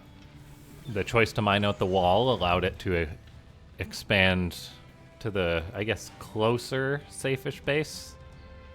Yeah, Like- for now it's definitely safer as it's walled off. That wall will deteriorate, I think, around like the 7.5 minute mark. Yeah, unless Kananana gets creep to it, but I don't think that's going to happen due to such a lengthy contain. And so Benbot's just got a really nice lead from that opening. Like, yes, Kananana killed the tank, killed the bunker. However, it's a 2-base Zerg against a Terran that is now on 3 bases, 50 workers. Yeah. just starting his creep spread now. Third base does go down, which is nice. I like that adjustment. He pulled everyone out of gas and started saving up minerals. Yeah. So he does have that. Because I was looking, it's like he has no minerals and so much gas. It's like, is he ever going to expand? But yeah, he made the adjustment to get the mineral mining prioritized and to not spend the money until he can afford another hatchery. I'm a big fan of when bot authors do that mineral balancing. Yeah. I actually don't have that in my bot at all, but my bot loves gas-hungry units, so he never has issues with minerals for the most part. There's always available minerals when I need to expand. But if I was building, like, if I did like a pure bio build or something, then my bot would probably be not smart enough to know to save up to expand. We've got a battle cruiser on the way now for Benbot. That's just about to pop out, so we may get that teleporting across the map. Cannonana has 6 queens to defend against this, but it immediately builds spores. Yeah, just 2 queens here at the moment. They are going to hold back for now. Spore All the canceled. drones burrow, and the spore is canceled. This is really nice mining delay by Benbot. Cannonana probably should be fighting this with the queens, however it's afraid to fight one battle cruiser with the queens. I'm not sure whether it's just like waiting for the 6th queen or something before taking this engagement. But this is like a third of its economy that's been offline since this battle cruiser teleported, and now the 6th queen shows up. They're okay taking this fight. They really need to drive this battle cruiser out of here, and it looks like it will just go sit in the corner, have a bit of a timeout. Yeah, very nice. That gives time for that spore to be recreated, and all the drones getting back to work. But that was, yeah, like you said, a nice economic hit. For a single BC, shutting down a base for that long is a big deal. It's like Benbot drops a scan. Might have been looking for a Spire or something like that. As that is something the battle cruisers sometimes prioritize. Battle cruiser goes back in, tries to engage the spore, but there's way too much anti-air, and so that just has to teleport home. Benbot, though, is constructing 2 more at a time with +1 armor on the way and +1 attack. I wonder if a drone can burrow before a BC can kill it. I wonder if it might be better to like not burrow your drone until it starts taking damage, or whether I'm that's not too late. sure, but I think there's a random delay, isn't there, on burrow actions? So like, because like sometimes they die. Yeah, you can't burrow on top of another burrowed unit. So sometimes when you try to burrow a whole stack of units, like some of them burrow and the other ones need to move first to then find a spot to burrow, and they die during that time. But Big yeah, SCV transfer as Benbot gets its 4th base online. yeah, Benbot's probably got a nice economic lead for the entirety of this game, which is not the spot you want to be in as a Zerg. Although the creep spreads have gotten back on track after being denied for so long. Spore Crawler goes down. Transfuse on the spawning pool, but there wasn't one on the Spore Crawler, unfortunately. Yeah. Cannonana does have its 5th base going up. Yeah, not a comfortable spot. However, Benbot does invest in such high tech, like all these expensive battle cruisers, that it does take a long time before the Red Terran really moves out. So, like, Cannonana has got a little bit of time still to try and build up an army or get something done. The creep spread is phenomenal. I wonder if Cannonana is capable of expanding to those bases that were blocked at the very start of the game, or whether he just like wrote them off. I as, don't like, know. It's on islands, I'm not gonna. Benbot cleaning out creep with a Raven. Very nice. Looks like it's eyeing up that gold base for its next expansion. Creep getting on top of this command center, so hopefully that doesn't get lifted off or canceled. Battle cruisers still making plays. There's the transfuse in the Spore Crawler, which is really, really nice. However, queens cannot survive a Yamato cannon, and so the BCs do get some efficiency, but they honestly haven't done too much this game. Yeah, not much in the way of kills per se, or like going around harassing a lot, but they have, when you make 12 drones burrow for a minute, that does slow them down. So they've been part of the reason why Benbot is doing so well economically. A nice little denial thing there. Cannonana with its unique Overseer fleet. Just, The Overseers will never die because Terran doesn't have a unit faster than Speed Overseers. yeah. Okay, Raven's still trying to clear out creep. I find it kind of funny that I think Benbot's trying to expand to this side with the gas, but could also just expand to the north of it. We kind of have the inverse of that, although there's a bit of a skirmish going on. Tanks actually getting picked off as Cannonana has arguably the superior ground army, as Benbot is invested so heavily in the air. BC is teleporting en masse to the Zerg's main. Yamato cannons hitting Overseers, hitting Spore Crawlers. Queens have been dying too. The spawning pool does die, so Cannonana will need to rebuild that, as it can't build Queens, which are its primary anti-air, until that is rebuilt. Yeah, we do see Neural Parasite on the way, but I just feel like Cannonana is not in the spot he wants to be in to start dealing with these late game BCs economically, so No. not going to have that like maxed out army with a fleet of high energy infestors that he wants. Yeah, Cannonana has invested a lot in roaches, maybe neglecting the anti-air a little bit. We still have yet to see that spawning pool be rebuilt as well.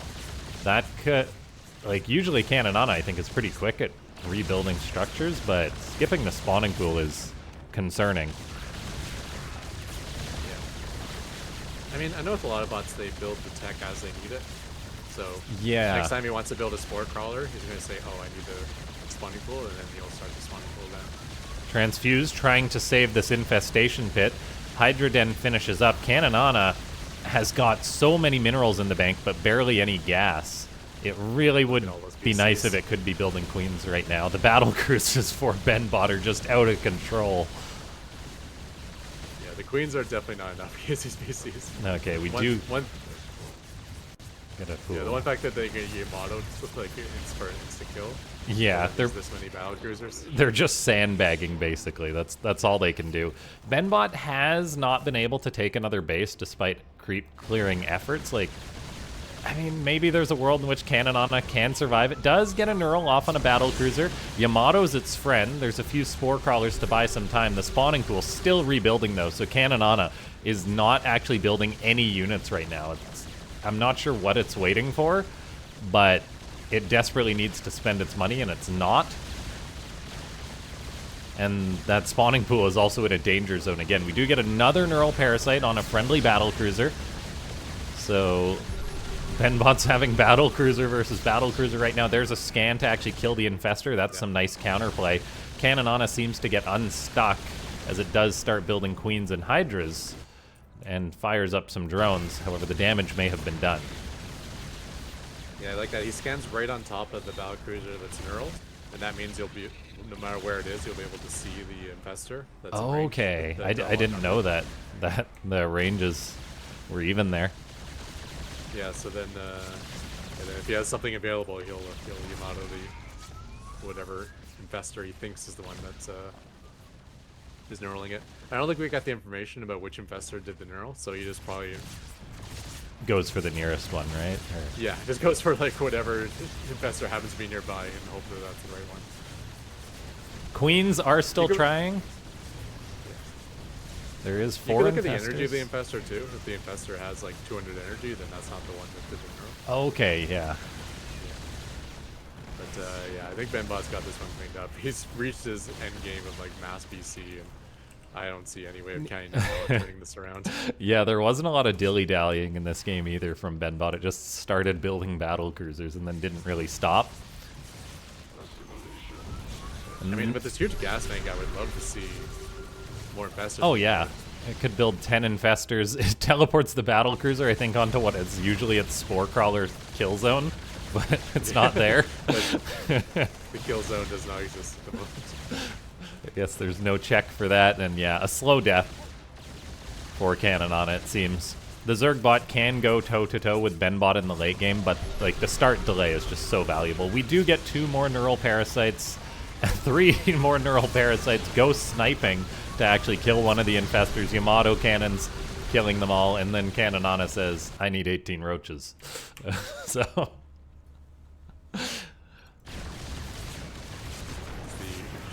decision. I guess it can't build anything else. Oh, it could still build queens, which it is, but yeah. It's been trying to build a Spire for the longest time, so maybe it wanted to make Mass Corruptor. Maybe, yeah. So he did take Corruptor at one point, but yeah, its main base was occupied this game, and it really. yeah, when he tried to build it at the third, he was placing it kind of on the ramp. Like we see right there, like I bet Benbot's gonna kill that pretty quick. Like Canonon is at 130 supply, but most of its roaches at this point. The roaches for good. Sorry, go on. Yeah. I mean, if you had a lot of roaches, you could actually go counterattack with them. Well, Take down some of the new bases. Yeah, they are like Canonana's roaches. I think are some of the best because like they're just always active and harassing or fighting generally, and they have great survivability. Which right now they're just sitting in the bottom left. Like they have been killing tanks this game. They've been killing the bit of bio that Benbot makes, but at some point you do need to prioritize anti-air. Canonana is still surviving. It is rebuilding another spawning pool as it lost that one. It's at 130 supply. But battle cruisers do find this important base. So there goes the mining for Canonana. And this is a perfect example of why active authors do so well, because this was literally like the opposite the last time we had SC2 AI tournament. Yeah. Where Kainana was the high seed and you know, he made these BCs look silly. Yeah. How things can turn around when you get a year of activity from one author and not from the other. Benbot has gradually surpassed Canonana. Yeah. And it's not just like, I made my bot better with BCs versus infestors. It's like, I made my bot better across the board. So yeah. Benbot's going to be a big threat in this tournament. So I would be shocked if he didn't make it out of the round robin. Although with that said, I'm looking at stuff like Wicked Bot. There's some new bots out there are looking pretty cool. So who knows? I think we're due. I'm a little out of I think we're probably due know the scene a lot better than I do at this point. So. For some very good TBTs because like we've got Tyr, we've got Wicked Bot, we've got Dominion Dog, Benbot. Like I think TVT could be what decides how some of these bots advance or not.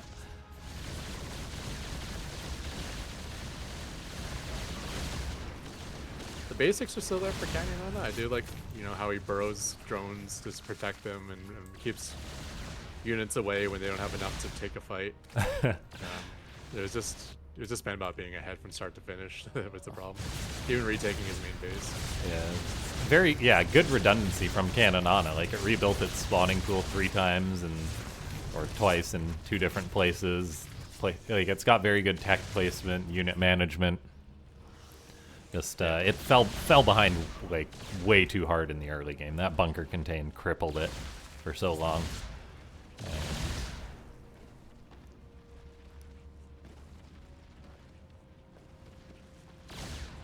These PCs are being distracted by things. There's like this whack-a-mole thing. It happens with my bot too, where a drone will unburrow, so you go back towards that drone, and then it burrows, and then a drone on the other side will unburrow, so you go towards that drone. I think every time one pops up, he goes to kill it, and it's like, nope, too late. I think at this point we just need a Yamato cannon from the battle cruisers just on everything. Yamato the drone. I think if you burrow, the Yamato still hits. I believe it does. Yeah, it still hits. I think. Like, yeah. I wonder if it matters when you burrow. Like if a stalker blinks, he still gets hit, unless you blink while the projectile's in the air. And then you can dodge it. So maybe if you burrow right as the projectile's coming in, it'll be like time to just correctly. You can survive. Alright, we finally got some kills going on here, which is good. The whack-a-mole was getting a little long, so. Yeah, we'll get there eventually. That's the thing about trying to pick bot replays to cast. I can be like, okay, this replay's 30 minutes long. There could be lots of things happening in it, or it could just be one bot not murdering the other for 20 minutes or something. Yeah. They'll get there. There we go. Or if you Bot say PC. 30 minutes is too long for a cast, it's like, well, maybe there's only 12 minutes of this game, and then I just need to fast forward. Yeah, You don't know if it's actually a real 30-minute match or not. yeah, that's pretty much what we do. But yeah, no, it's impressive from Bot PC. Like you say, it's always a threat in tournaments, and yeah, it's been around a long time now. So yeah, it's really good to see him. Yeah, and you could tell that Kanana was a really strong bot there. It was just nothing went right for him that game, and Venbot just took advantage of everything. Yeah, definitely. But you see other bots get walked over in the same way, and just say you can say like, okay, that's because that bot's just not that good. Kanana, you can tell, was doing everything right. It just in every way it was just like slightly behind in Venbot PC. Never got what the composition he needed. Never got the economy up fast enough. Yeah. Never got on the offense. Yeah, that was the problem. I think he just he dealt with the initial contain really well, and then got stuck on the second contain, which was the problem. But yeah. Yeah. Oh. Well, yeah. I mean, even the first contain, like, Yeah. you pulled 12 drones at the start of the game. That's massive commitment. That's a I don't big think a human player would do commitment, that. Yeah. That's why I always suggest spot authors like don't kill proxy pylons with workers. It's not worth it. Pylons have like way too many hit points, and your workers are way too important at the start of the game. You can pull to kill cannons. Don't pull to kill gateways or pylons. Yeah, no, definitely. It's really difficult in the bot meta, and there are some things that are good ideas in the human meta that you just shouldn't really try because they're just so complex. You'll probably get it wrong unless you spend a lot of time on it. And you know, programming a bot is also about managing your time because you only have a certain amount of time to invest in certain things. And if you don't want to invest your time in dealing with something that's very complex and difficult to defend properly, but you can defend it in another way, then you know, what is the you might as well spend the time on something else. Yeah. So almost everything I implement has like a simple version to start with, and then if I need to come back to it, then I'll do a more complex system. Yeah. But sometimes you can just do something like, this will take me 5 minutes, and it'll be good 80% of the time, maybe 20% of the time it'll look stupid. But if that 20% doesn't happen very often, then that's not my priority anymore. Yeah, that's one of the things I try and think of whenever I'm casting, because it's like you're not going to criticize a bot author for something that takes like potentially tens or hundreds of hours to fix, but if it's something that's like a 5-minute fix, it's like, okay, maybe they should fix that sort of thing. Yeah, definitely. Like, I think it's easier to make a bot like Eris or -0 than it is to make a Cannon Rush bot. And as a human, you would think it would be the opposite. You would think like Cannon Rush is like, that's like the basic simple cheese, but for a bot, it's like all these like little terrain decisions of like how I wall things off and when I place this, and I gotta place the pylon when the probe is on this side of the pylon so it pops out on the right side. And I think it would take you years to make a Cannon Rush bot that's like similar to like a Diamond League player's. And then you've got to consider all the counterplay and stuff too, right? So but for bots doing stuff like perfect injects and perfect macro and spreading creep immediately, that's like a line of code. I mean, some of these things that are impossible for a human are like simple for a bot, and then some of the really basic decisions for a human are impossible for a bot to get right. Yeah. Part of me.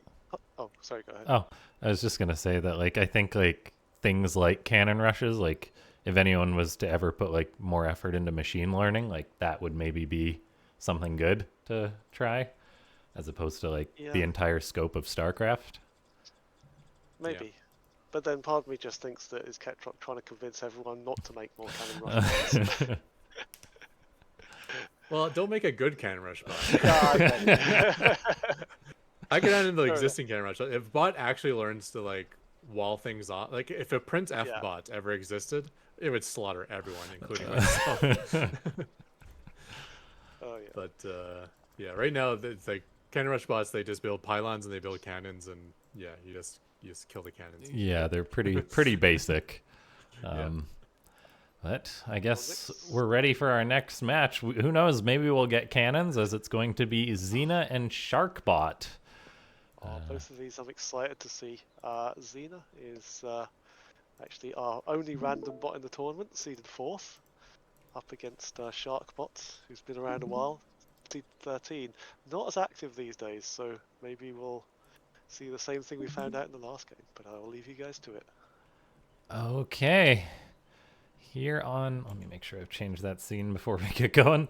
Okay, here on Persephone, it is the random bot rolling Zerg. It's Xena. Yeah, and spawning the top left, we have the Protoss bot Sharkbot. Although it is built by an author who's capable of having a random bot as well, as he has Yeah. one called Whale Mean, I think. Yeah, there's Whale Mean and Sharkling, I want to say.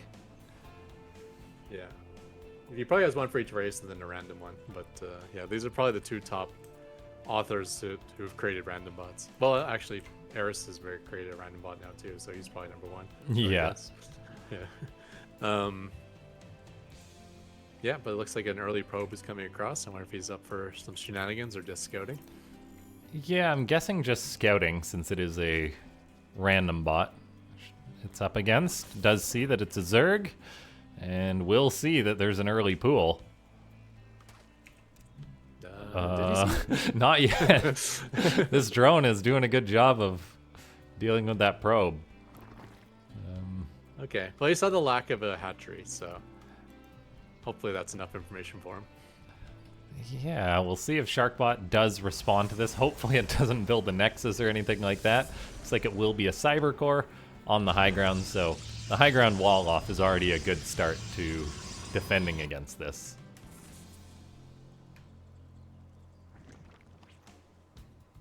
Yeah, I think Sharkbot often does take an early expand, so I believe this is a response to seeing the lack of a hatchery out of Xena.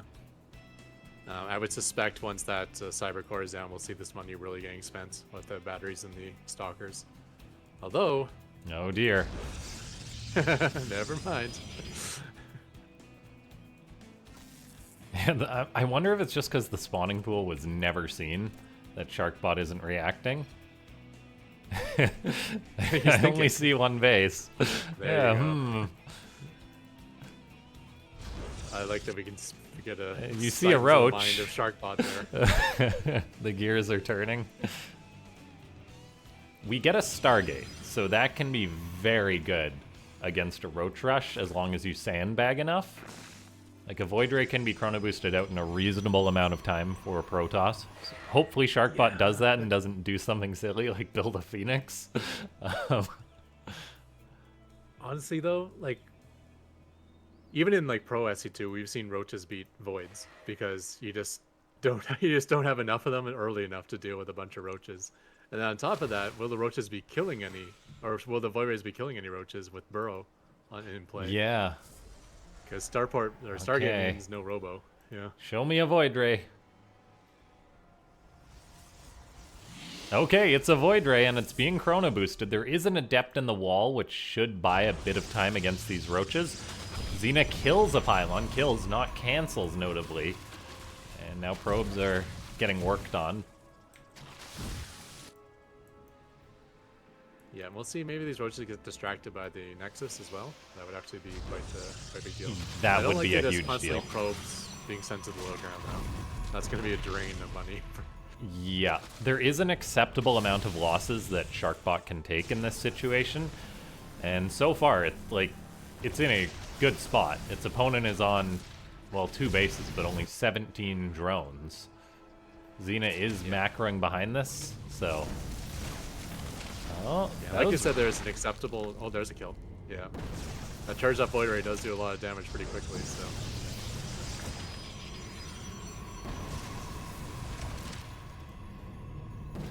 Are the roaches being distracted on the map? I do see a lot of... I think it's the Adept or the Probe. Yeah, there's an Adept that's on the other side of the map. It has made it to the main base of Xena. I'm not sure Xena will lose too many drones to this, but again, that's disrupted mining time. Absolutely. That's like a kill in itself. So- No second Void Ray is Yeah, important too. no second Void One Ray, Void Ray's got to keep them all low. and no detection yet either. Sharkbot should be building an Oracle at this point to reveal the roaches to secure the kills. Instead, it's got a few stalkers, which are not going to handle this. And Xena is still as long as- sending more roaches. Yeah, he needs enough firepower to keep them all burrowed, basically. Yeah, As long as your shield and your stalkers can keep up with the but roaches, but if there's enough roaches, they're going to start yeah, and burrow the more often count with is burrows. rising too. Like, there's more roaches, so the exactly. turnaround's quicker and quicker.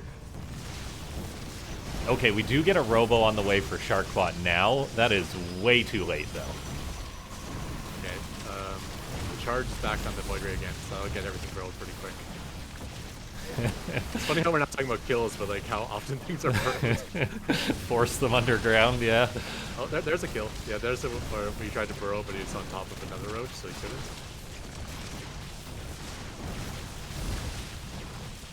Okay, the robo seems like feels like it's taking an eternity to finish in this situation, as the naturals mining for Sharkbot is being disrupted. Xena is still building a lot of roaches, though, so it's not like it's running away with macro on the other side of the map.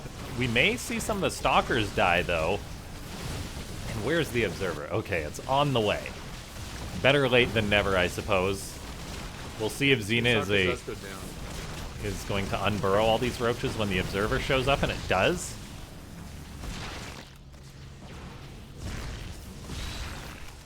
I think that Void Ray has like 3 kills and like 10,000 damage. Yeah. Like it would literally put on its like overpowered like anti-armor beam or whatever it's called and kill nothing with it, but be attacking the entire time. Look at all these overlords. They're very cinematic for Yeah. Xena. They were They're all all extending vision for the creep, so the creep tumors can yeah. expand to the maximum position. Now the Void Ray is potentially going to kill like half a dozen overlords. Yeah, yeah. That is a problem with having the overlords all out there. Xena is getting supply blocked incredibly hard right now.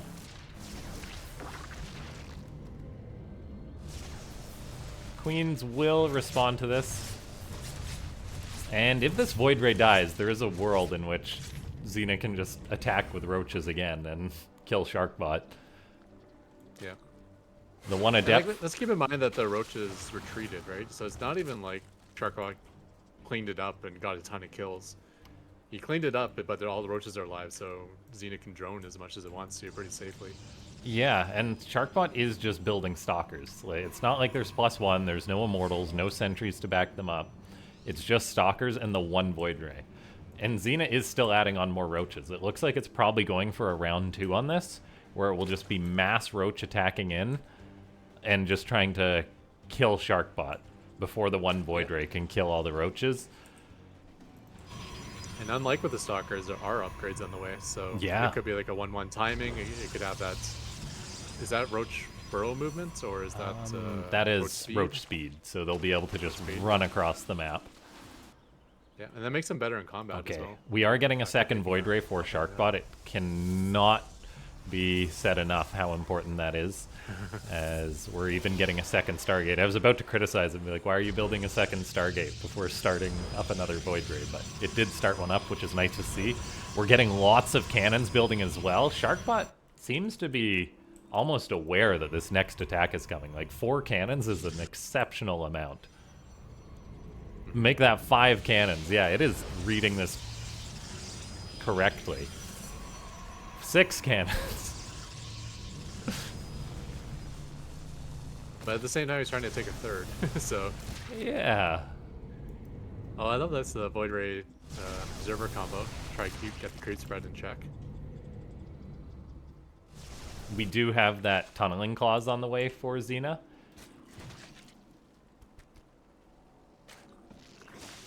Creep is the one thing that Xena does better than actually any other bots, including like the Arises and the Canyonanas. If you leave like all the Zerg bots unchecked, Xena will cover the map and creep the fastest out of all the Zerg bots. And it's not even a Zerg bot; it's a random bot. Okay, we've got an Oracle on the way for Sharkbot. That's very nice. That can just reveal the roaches. A third base is going up. I'm okay with this, though. Like, Xena will eventually attack. However, the Protoss have lots of time to build up static defense. It's got 3 Void Rays now. It's getting +1 attack on the way for the Void Rays. It might be a bit scary, but I think Sharkbot is okay doing this. No, I mean, this is the absolutely perfect strategy for him.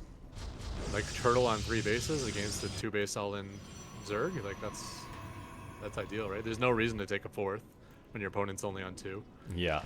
You really want to just do everything you can to just survive on 3, and that's like, that's exactly what he's doing. Mass battery, mass cannons, void rays, and stalkers. Sounds good to me. Cannons also providing detection as well as providing some extra firepower is nice. This just feels a little scary just because of some of the other builds that Xena does. Like, Xena sometimes goes for roaches, but it's not a roach rush, it's just a roach max. And, like, that'll be, like, maxed out roaches at, like, I don't know, it's like 8 minutes or something like that. But we're already at past the 10.5 minute mark just because it slowed down its economy so much before going for a roach max attack. Like, it's got 65 roaches, but it's just taking it so long to hit 200 supply before it will attack. Yeah, I was wondering if it was broken or something, because honestly, like, no third and no attack seems really weird. But yeah, if it's a 2-base roach max, which is not optimal, let's put it that way. No, like, it's fine if you do it right out the gate, but as a follow-up in this situation, it's not great. We'll see, though, like, it takes a while to kill 73 2/2 roaches, so maybe they can get something done. Sharkbot has a legitimate Phoenix. Oh, yep, that goes down. It disappeared, and I'm like, wait, am I crazy? Was that a hallucination? No, it's just the graphical bug. Yeah, I would really love to see him attack. He's maxed. Yeah, maybe it is two bugged out. upgrades. Yeah, I think so as well. Okay. Huh. Yeah, I thought this was just going to be like a max out on roaches and go for it follow-up, but... Yeah. I mean, if you want to get to 200 roaches as fast as possible, you still want 4 hatcheries. you need more than 2 base for the drones and larvae to do that. Okay. So I guess we'll yeah. fast forward a bit now, as Sharkbot cannot lose this game. It would be nice to unless see, it but I crashed. don't think it would have changed the outcome anyways. I think Sharkbot had like the perfect answer. Oh, yeah. Maybe he loses his third or something, but he would do so much damage. Yeah, in the I process. think Sharkbot wins no matter what, but it would. I really wanted to see it, to be honest. Yeah. We might just see 2 Void Rays slowly kill 200 supply of Oh roach no. sharks. Xena's like usually pretty smart. Like, it might attack once Sharkbot like zaps a roach or something, but okay, now Xena woke up. Like, it just throws down a hatchery. That is so strange. It's got so much money, but yeah, sometimes it bugs out with its builds and cheese follow-ups. Like, it's got a Tempest build that sometimes when it does it, Xena will max out on like 50 zealots and not attack. I've just never seen the Zerg equivalent of that with roaches. Sharkbot just flexing a little bit as its oracles are actually doing work while all this goes on. Very incinerated workers. 20 Making his own new Terminator. You didn't explain that. 20 We knew worker exactly what BIW disintegrations. was. I like how it doesn't know how to count either. It says 20, but it's only killed 18.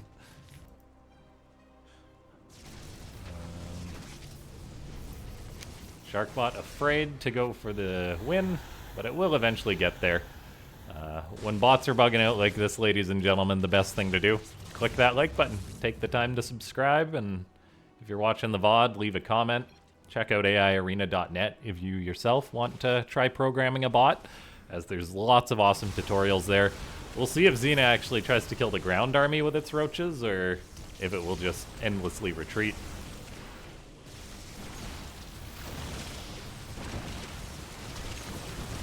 Yeah, he's setting up a nice concave. It looks like he's doing some attack. Yeah.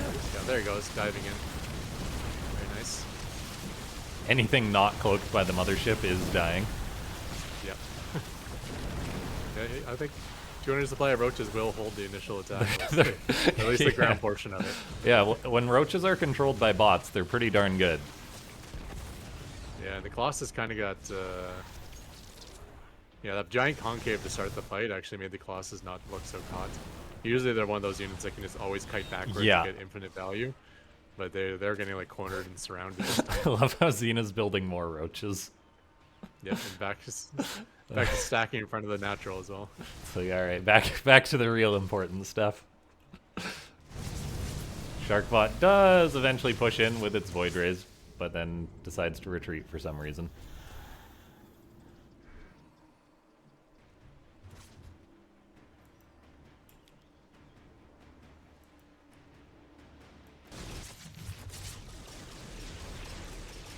Yeah, sometimes we do get like decent macro transitions out of Xena's Zerg too, because it is built upon like Zoe and Evil Zoe that the author also wrote, but sometimes it doesn't always emerge. Psystorms from Sharkbot, Time Warp.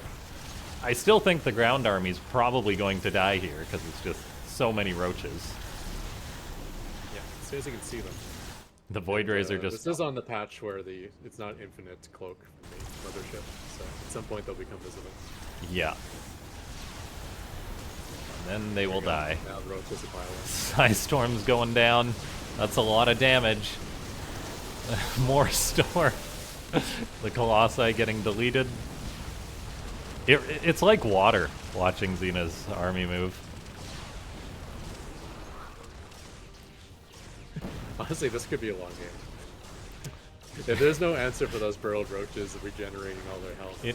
It is already a long game. That's the thing about Sharkbot. It's just chill. Like it'll be like, yeah, I'll take the map and build 500 cannons.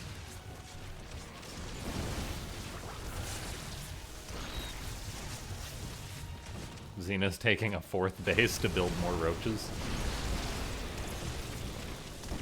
Oh, are we gonna have an attack? Xena wakes up, moves out, and then decides to go home. Jinxed it.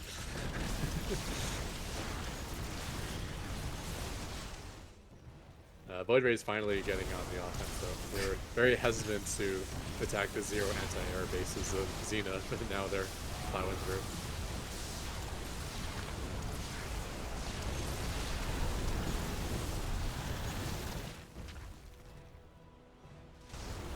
Yeah, it would have been interesting to see Xena attack when we consider how passive Sharkbot's been.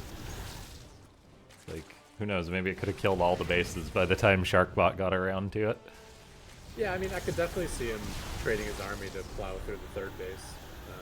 I still think that would leave him in a rough spot, but, you know, never underestimate, like, the amount of hit points in the maxed out Roach army is absolutely insane. Yeah. You combine that with the healing rates of burrowed roaches. And Yeah, well, there's definitely like a world, right? Like if Xena, say, does actually attack the 3rd base early on, then... And these are bots, too. Like, who knows? Like, Yeah. you never know what bots are going to do. Maybe he sends his observer on, like, a mission to, like, check out the corner of the map while he's Oh, getting yeah. killed by burrowed roaches. Well, like, yeah, Sharkbot, like, it might have just lost its 3rd and then not counterattacked. And if Xena had actually had its proper macro transition, like, knocking Sharkbot down to 2 bases, killing a bunch of probes, maybe it could have played it out. Yeah. But instead we get this. Yeah. Like, bots make tons of mistakes. Like, Oh, as yeah. we've seen in this. And if your bot makes a mistake and the other bot has maxed out on roaches, that's a recipe for disaster for you. So, you can definitely blow up the biggest lead with a bot. Alright. Well done, Sharkbot. Yep. He's Nice my win. favorite bot, I think, so I'm glad to see he took a win. Although Yeah. Xena, I think, is one of those bots that always has the potential to break out and be one of the best. I mean, yeah, Xena did finish 2nd in our last SC2AI tournament, so Well, there you go. that was Yeah. fun. But a long way to come back now. Yeah, I think any bot is capable of having issues like that, though. It's always surprising when you see it from the top bots and not from lower ranked bots. But yeah, any bot can have a bad day. That proves it. Well, I mean, especially when you're a random bot, so you gotta have Yeah. code for 9 different matchups, and then he's also transitioning from one build to a different build, like mid-game. So, yeah, it was. There's lots of That's opportunity nasty. for things to go poorly when in that scenario. Yeah, definitely. But Sharkbot's going to be a threat to anyone, so it's going to be fun. Next up, I think is a matchup that I really want to see, which is Sharpened Edge, which has been around by Imphy. It's been around almost forever against a new bot in Avocados, um, which I think it stands for something like a villainous. Oh God, I did memorize it when I was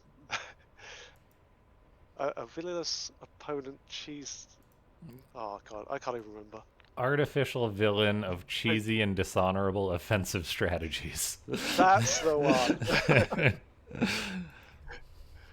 Oh God. Yeah, it is a newer bot that has been getting some updates from the look of it. The author has a nice little roadmap on their page, so we'll just jump right into this next game, I guess. Yeah, let's go. Okay.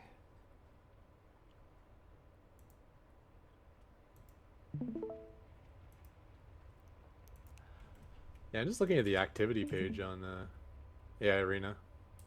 It looks like 12 different bots have been updated within the last day, and it's all names I'm not so familiar with. There's -0 and like 9 other bots I don't know. So it's really awesome to see how active the AI Arena is. Yeah, New authors. Yeah. yeah, and you guys can get started if you're someone who's new to programming bots. There's lots of great guides out there. There's a wiki on AI Arena. There's also the Discord you can join where there's lots of knowledgeable people that are very helpful and Yeah. kind in that regard. So, Yeah, go to aiarena.net and then there's a link to Discord. If you get on there, there's a whole community and friendly people and lots of people to ask questions of, and I'll help you get started. And yeah, whatever your favorite programming language is, we have a framework for you. So it's true. It's and if you don't have a favorite language and you're new, Python's the perfect one. Thousands, easy language, thousands of guides, and probably the most developed framework that exists. okay. So, here on Ultra Love, we've got Avocados. You know, we started already a minute in. In the top right, we have the Red Protoss Sharpened Edge. A bot who's been around for a very long time. Not updated so much recently, but he does have a lot of different builds, so it's kind of okay, because he's not as predictable as, say, another... Oh! Bot. Oh my goodness. That's not a great response. Oh no, is it going to cancel this one too? The killer probe. Oh dear. Okay, it doesn't cancel that one. And it actually, it's so funny how it cancels the first one, but then resumes the second one. Marine is on the way for Avocados, so the probe's reign of terror should be ended if the Marine does anything. Oh no. This is a great example of how programming a bot is difficult. As, Yeah. Oh, there's another cancel. When I first joined the ladder, I remember like two of my very first games was I beat GenZbot, which is one of the top bots, which I was really impressed with. And then my second game was against Sharpened Edge, and I lost like 17 SCVs to a scout probe.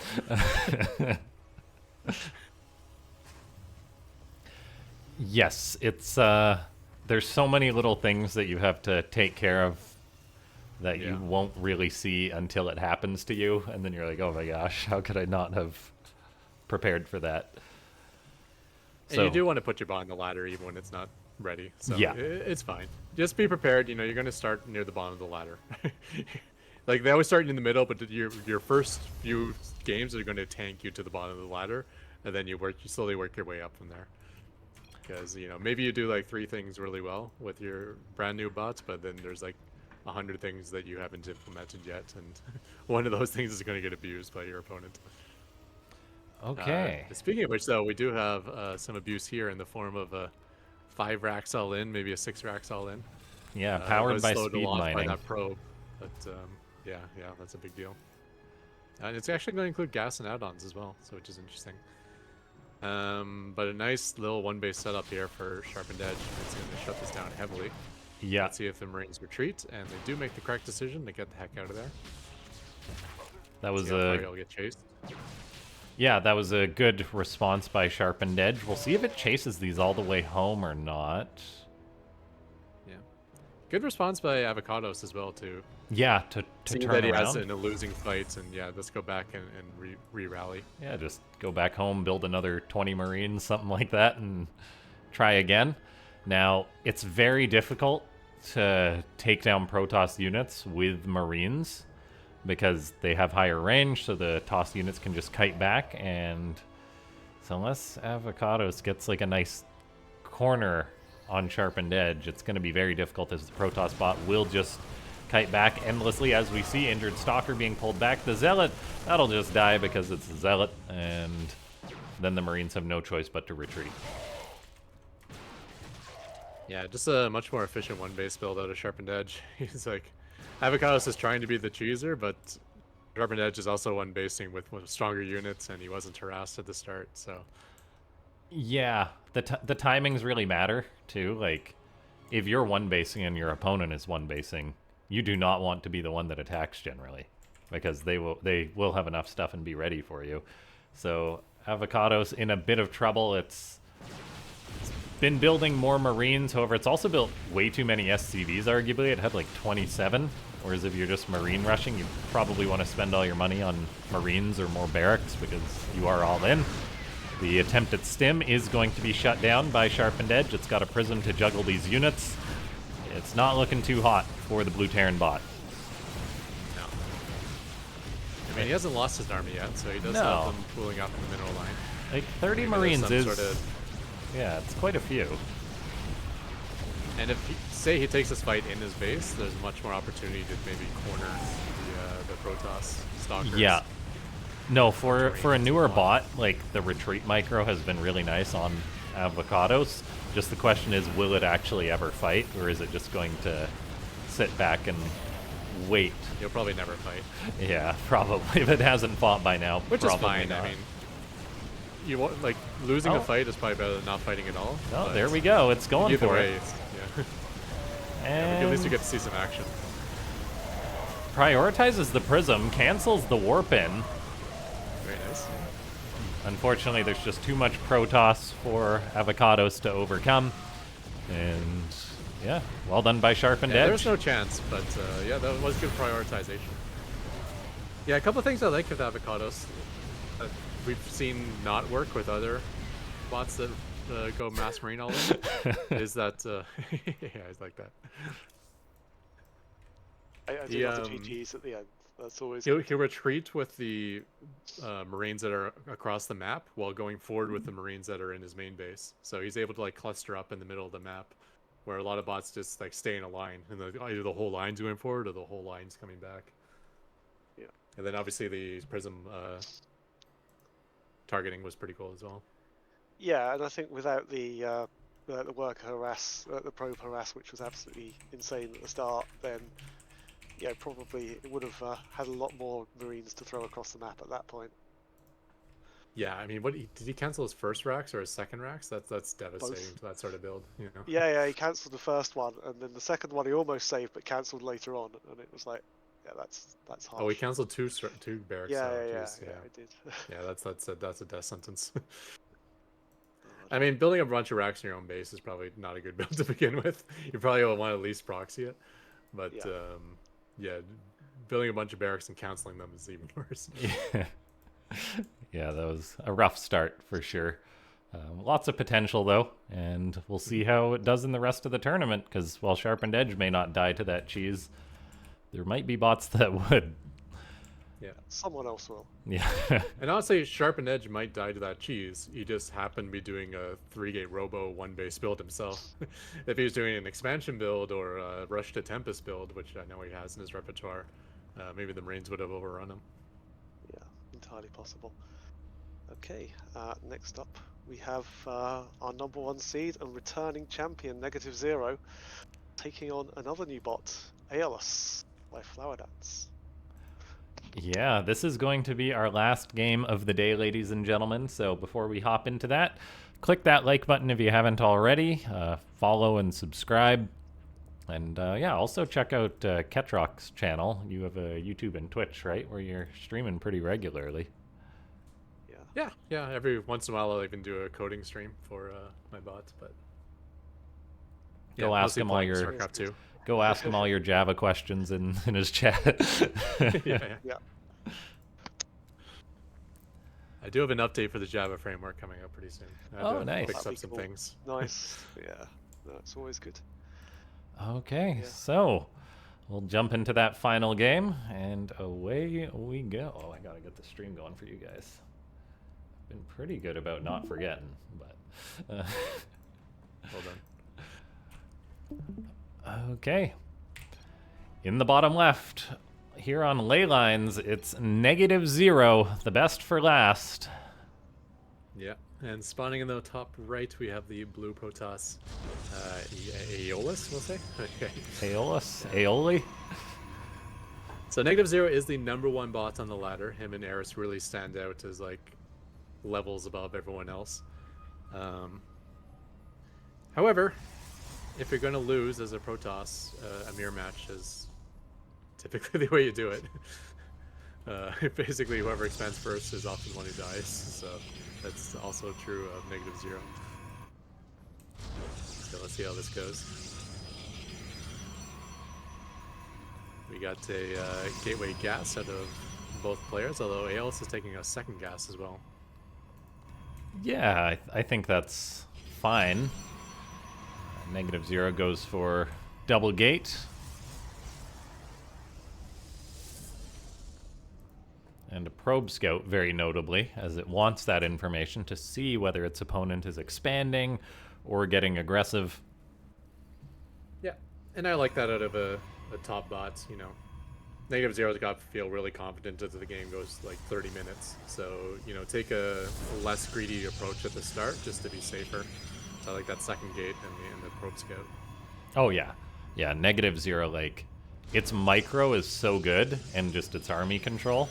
Like, there will be times in which it will delay its expansion so long.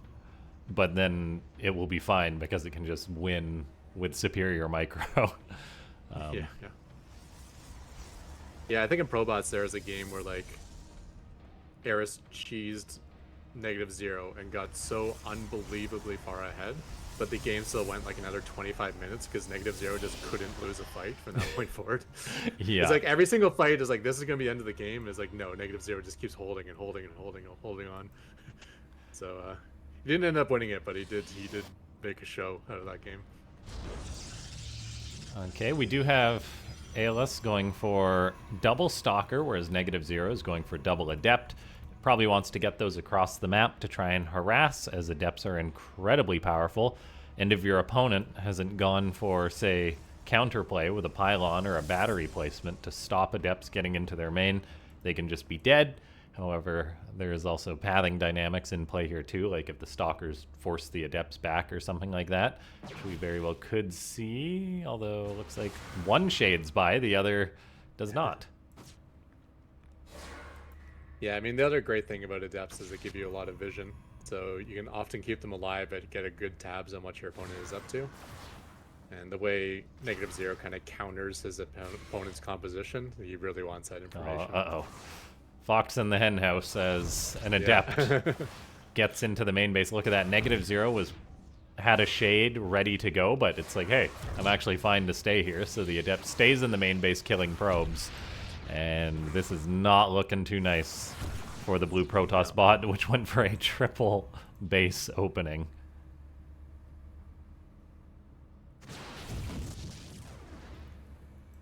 These trackers trade, but yeah, no answer to these Adepts, unfortunately. I think he's too distracted by the units he sees on the other side of the map and not prioritizing defensive ones.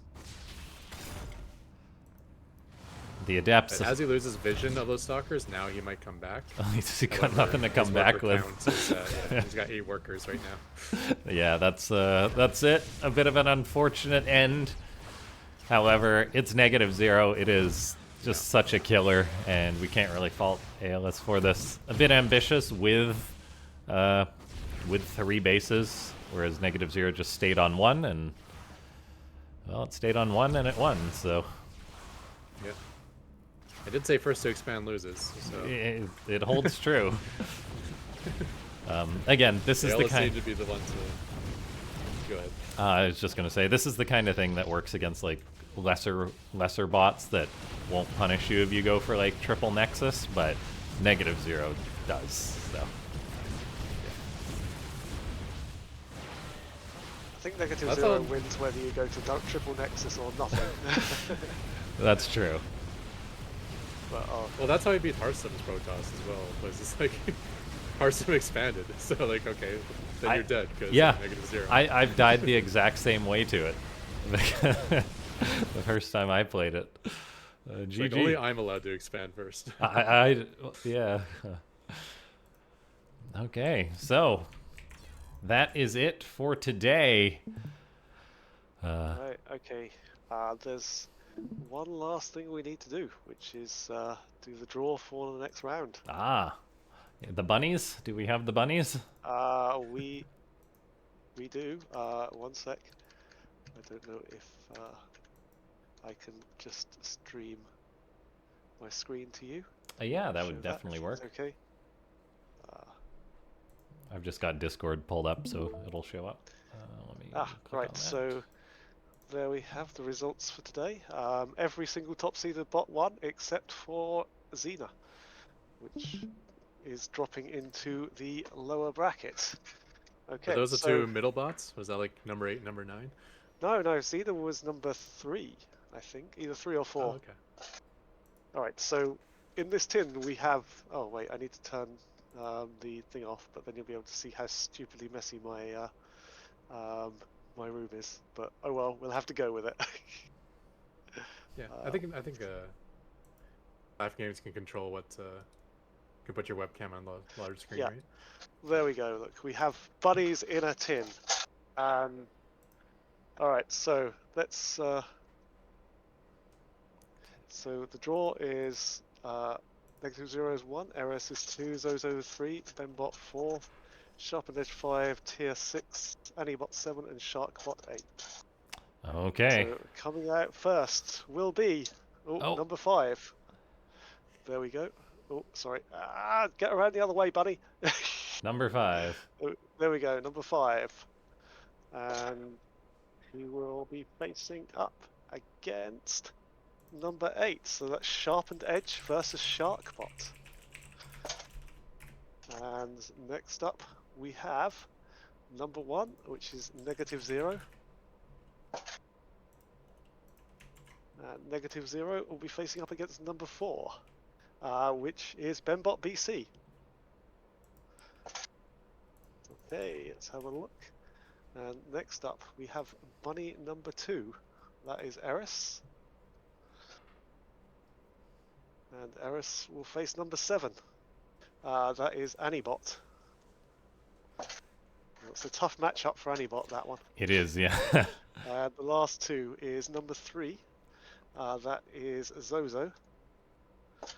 And the last one obviously will be number 6, which is Tia. So I will need to write that all down in a minute. I'll stuff it down on a notepad quickly. So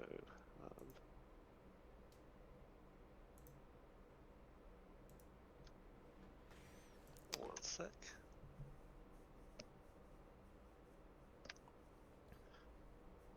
So these are all the victors playing each other, right? Yes. Yeah. And then it'll so be all next the up, Yeah. losers playing against each other.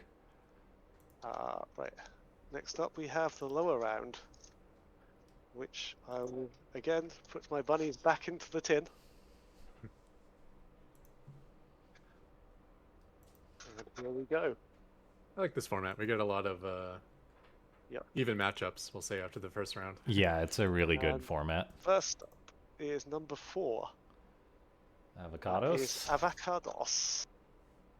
And he'll be playing number 6, which is Small Bly. Oh, that's an interesting Yeah, matchup. that'll be a Like to cheese see that off. one. Right, and next up it is number 5. And number 5 will be playing up against number 2. So that is Kaninana up against GPT. Ooh, that's they play so much. But it'll be a good one. And next up, number 8.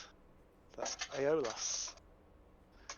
Looking for an easier match than -0, can't be harder, and he is facing number 7. Wickedbot. And the buddy Okay, tried to that'll be a escape good one. against Wickedbot. Oh god. I am looking forward to that one actually. That looks like a good match. And finally, it is number 1. That is Xena, our number 3 seed overall. Dominion Dog. And up against Dominion Dog. Yes. So That'll be a good matchup too. there we go. That's going to be a fun one. All right. Yeah, I'm interested to see Wickedbot against an easier opponent than Eris, Yes, we'll say. See if how strong he looks or whether it's just all in my head or not. All right. But he looks well, pretty I will- powerful to me. Yeah. Oh god. I'm excited to see some more games from Wickedbot. Definitely. It Yeah. should be a good This one. this format is just really good. We get tons of games, tons of fair matchups due to the seeding, and yeah, I'm sure Best we'll. of ones, I think, is pretty good with bots too. It is, yeah. I mean, we've definitely we've had best of sevens go to like 7 games before, but sometimes when 2 bots play each other multiple times, it's just the same thing over and over again. So Yeah, and I there like the will best be of one the best of 3s, but that's just for like elimination or qualification. you need it at the end, obviously. But Yeah, that way no one can say they lost or won due to a fluke. So, uh, yeah, and Well, I yeah, sorry, go ahead.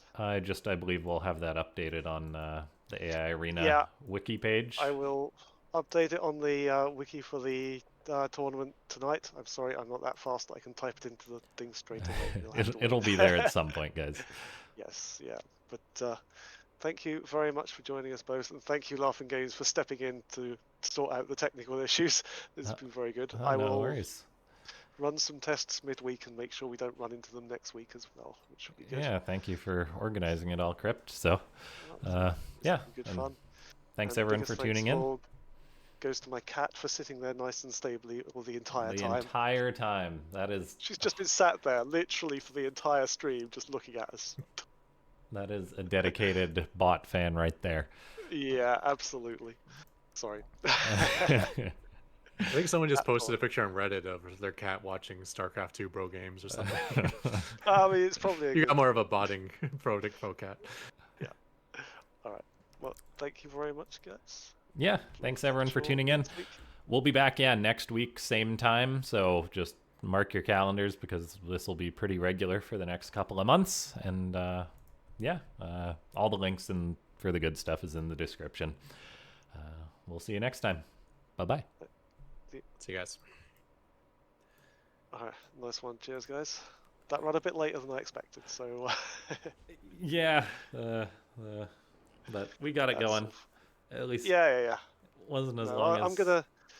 I'm gonna run some tests in the week, and we'll get something better for next week. So apologies for that. Yeah. No worries, yeah. I mean, if Laughing Games doesn't have an issue with it, maybe you can just Yeah, post it's possible. Yeah, because that would work. Yeah, your setup for some reason is prone to issues. I don't know why.